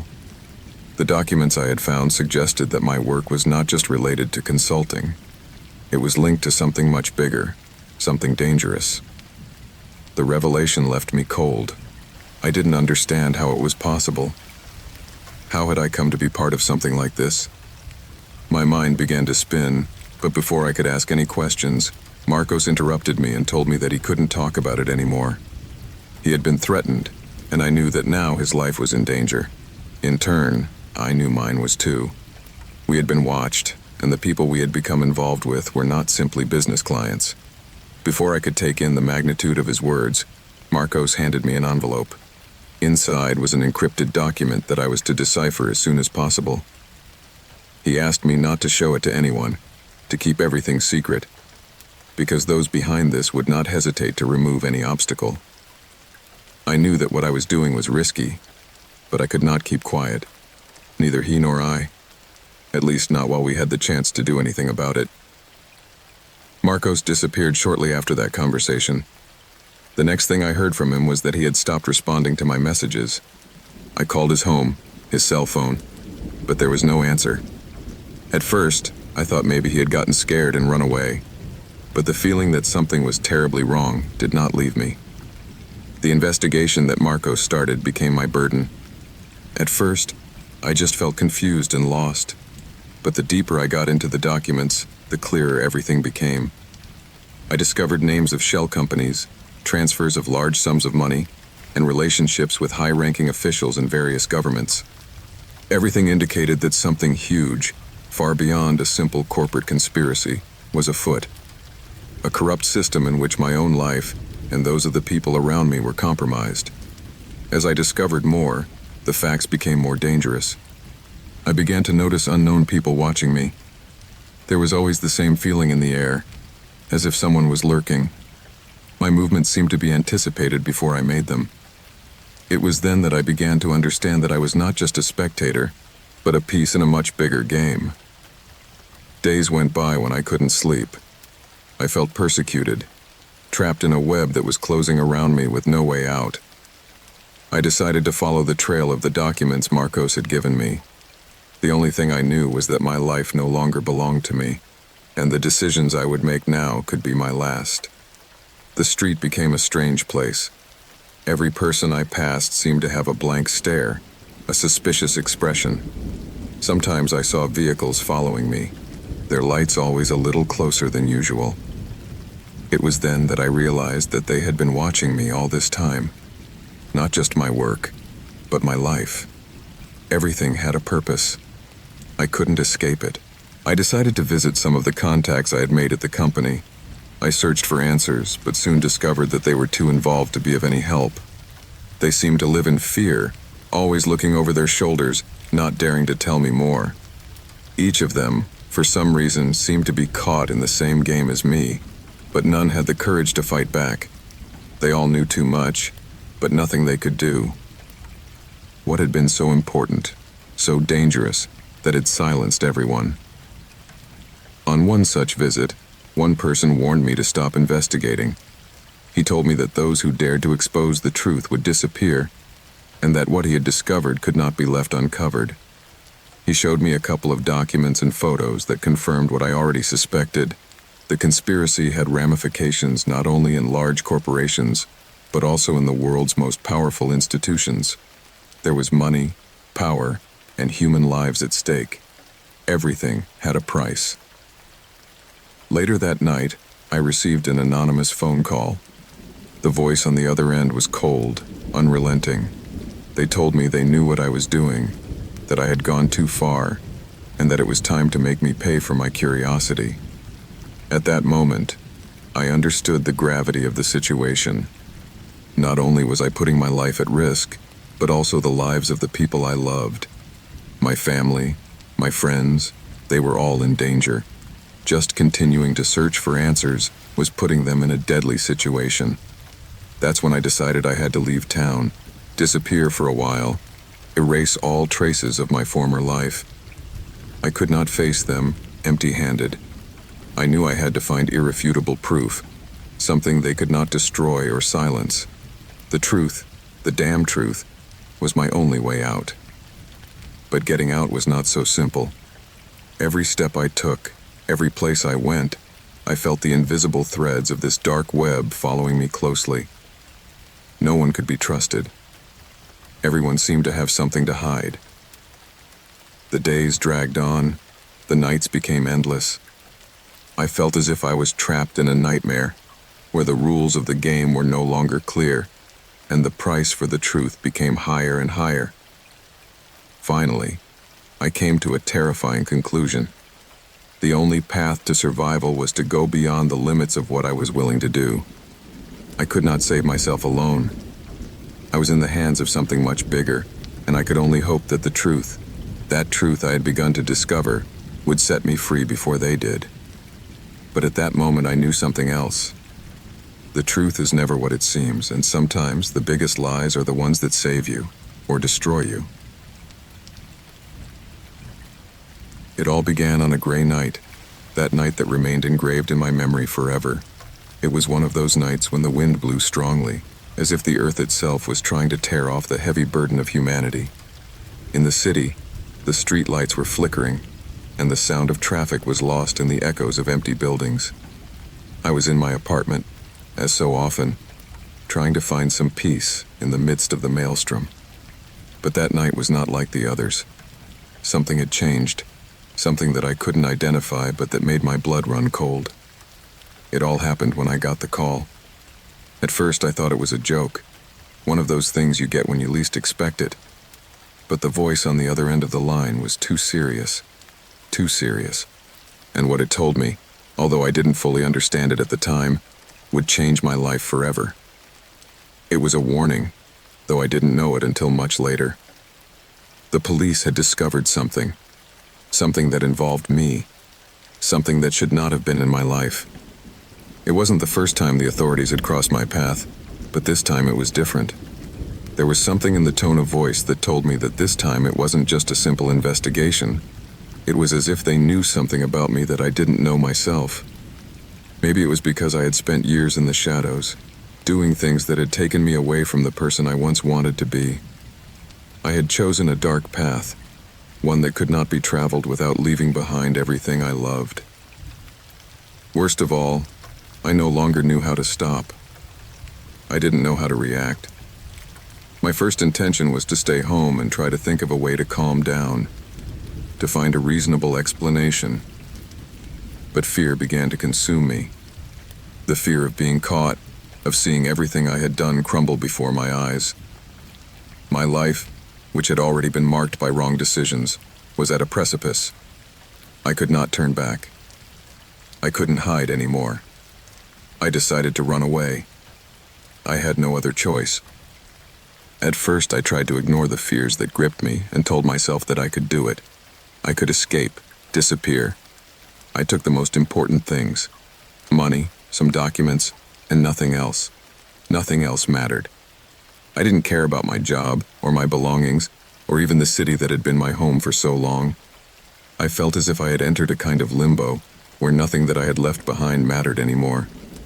The escape was not easy. I couldn't trust anyone. No one knew what was happening, not even my family. I couldn't drag them into this hell.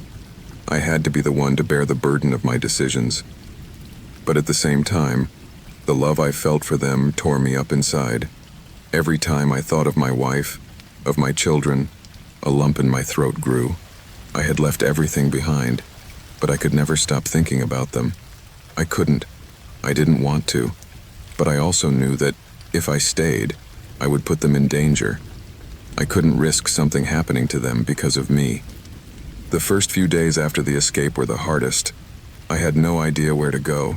I didn't know who could help me. Fear consumed me. I was constantly watching myself. Every time someone passed near me, my heart beat faster. Every approaching car, every sound coming from the street made me tense up. It was as if the whole world was looking for a mistake, looking for something that would give me away. I knew I couldn't stay in one city for long. I had to move around, change places frequently. During that time, my life was reduced to a routine of constant change. No place seemed safe enough. Every time I found a place where I felt relatively safe, I found myself needing to escape again. The news on TV, the radio, even the conversations I overheard in cafes, all seemed to tell me that I was wanted. The government, the police, people in general were after me, and I could do nothing but run. It was like being trapped in a nightmare from which I could not wake up. Fear became a constant, a shadow that accompanied me day and night. Every time I thought about the life I had left behind, I felt more alone. more stripped of everything that was once important to me. I was losing my humanity, my identity, and worst of all, I didn't know how to stop it. I no longer knew who I was or what was left of me. I just knew I had to keep running. Days passed and paranoia took hold of me. I found myself in a different city, where the faces were unfamiliar, where there was no one who could recognize me. But still, I couldn't stop looking over my shoulder. I knew that, at any moment, someone might approach me and ask me about what I had done. Every conversation I overheard, every look they gave me, made me feel like I was about to be discovered. I couldn't take it anymore. There were times when I wanted to give up, but something inside me was pushing me to keep going. Maybe it was the need for redemption, maybe the simple desire not to be defeated by my own mistakes. Life as a fugitive was not worthy, not the life I would have wanted. I lived in constant fear, without a place to feel safe, without a hope that it would all one day come to an end. But worst of all, I could no longer return to the life I knew. My loved ones could no longer be part of my life. They could no longer be in my world, because if I stayed close to them, they ran the risk of becoming one more victim of my decisions. The pain of knowing that I had left them behind, that I had done everything I could to keep them from them, consumed me day after day. But, in my mind, I kept telling myself that I had no other choice. Running away was the only way to keep them safe, to give them a chance to move on without the constant threat of what I had done. As time went on, escape was no longer just a physical escape. It began to become an internal struggle, a constant battle with my conscience. I could not stop. I could not look back. And yet, I could not stop thinking about what I had lost, what I had left behind. Living like this was a silent condemnation. Years passed, and the fugitive life became my life. I moved from city to city, always afraid of being discovered, always afraid of losing what little I had left. I could no longer build anything. I could not stay in one place. I could not put down roots. My existence was reduced to surviving, to staying one step ahead, always with the feeling that, at any moment, everything could fall apart. I never saw my family again. I never knew what became of them after I fled. If they ever found out what happened, if they ever understood why I had to leave, I never knew. All I knew was that I could not go back, that there was no end to my flight. The price of my decisions was too high, and now I could do nothing but live with the consequences. I never imagined that a negative review could cost me so much. After all, criticism is part of the business, right? I've spent years in the world of haute cuisine, forging my career, perfecting my dishes, facing the challenges of owning a renowned restaurant. But what started as a simple review from a dissatisfied customer turned into a nightmare I couldn't control. It all started one rainy night when my restaurant, El Refugio del Sabor, was almost empty. Just a couple of tables occupied, which gave me plenty of time to go through the emails and messages that had accumulated in my email and social networks. Most of them were compliments, people thanking me for the quality of the ingredients, the perfect presentation of the dishes, the unique ambiance we had managed to create. But among all that, there was something that caught my attention. A review on a food review site that had been published that afternoon. I opened it, unaware of what I would find. The commentary was simple, but the tone unsettled me. An anonymous customer had left a review that began with something innocuous. The food was good, but the experience was not. What came next, however, left me with a bad feeling. It talked about something I couldn't remember serving, mentioned details I had never shared with anyone. He was describing a dish that was prepared in my kitchen in a way that only a few people knew existed. Someone had been watching everything. The critique continued with increasingly obscure details, hinting that my dishes were not as innocent as they seemed, that something was hiding in my kitchen, something I had ignored myself. The chef doesn't know what he's cooking, he would say, but his dishes are imbued with something far more sinister. And he ended with a threat. Be careful what you serve, because next time, the truth will come out. Worst of all, the criticism didn't seem untrue or exaggerated. There were details that made me deeply uncomfortable, things I didn't understand how anyone could know. I spent the night thinking about it, ruminating on those words, turning over everything the reviewer had written. Most of the comments in my restaurant were positive, but that review didn't seem to come from a normal customer. Something about it made me feel like I was being watched, like someone had been waiting for the right moment to attack me personally. As the days went by, the situation got worse. More similar reviews started coming in, all posted by different anonymous accounts. Each one seemed scarier than the last. They described dishes I had never served, cooking techniques only I knew about, and even mentioned my personal life. They referred to my darkest secrets, those I had kept hidden even from my own employees. I remember one review in particular that chilled my blood. Don't you dare visit El Refugio del Sabor, especially if you've tasted the dish with the secret ingredient, because what appears to be a simple delicacy is much more than the chef thinks it is. No one else knew about that secret ingredient, just me and my team. But those comments suggested that someone had figured it out, that someone knew more than they should. The reviews kept getting worse and worse. They came with different names, but they all had the same tone. Sometimes I felt like I was being chased by an invisible shadow, someone who wanted to destroy my reputation, someone who knew every detail of my life and my dishes. And the worst thing was that the criticisms didn't just stay in the reviews. I started receiving private messages through social networks, some full of explicit threats, others simply disturbing, as if they were mocking me. No one could trace the authors. The profiles were fake, with no information other than a generic name and a default profile picture. No trace of who was behind it all. My team noticed the change in me. At first I thought it was just stress from work, but they soon realized something wasn't right. I couldn't sleep. I couldn't concentrate. The atmosphere in the restaurant became more tense. Every time someone entered the kitchen, I felt that the customers' eyes were on me, as if they were waiting for me to make a mistake. But the scariest thing of all was the feeling that something worse was coming, something I couldn't control. Then it happened. One night, when the restaurant was crowded, I got a call. The sound on the other end of the line was distorted, as if someone was talking through a mask. I didn't recognize the voice, but the threat was clear. If you don't stop serving that dish, the truth will come out. I hung up quickly, cold sweat running down my back. No one in the restaurant seemed to notice my panicked state, but something inside me told me I couldn't ignore it. I began to investigate further. I decided to look in my records, in the ingredients, in the dates. I wanted to find some clue that would help me understand who was behind it all. That's when I discovered it.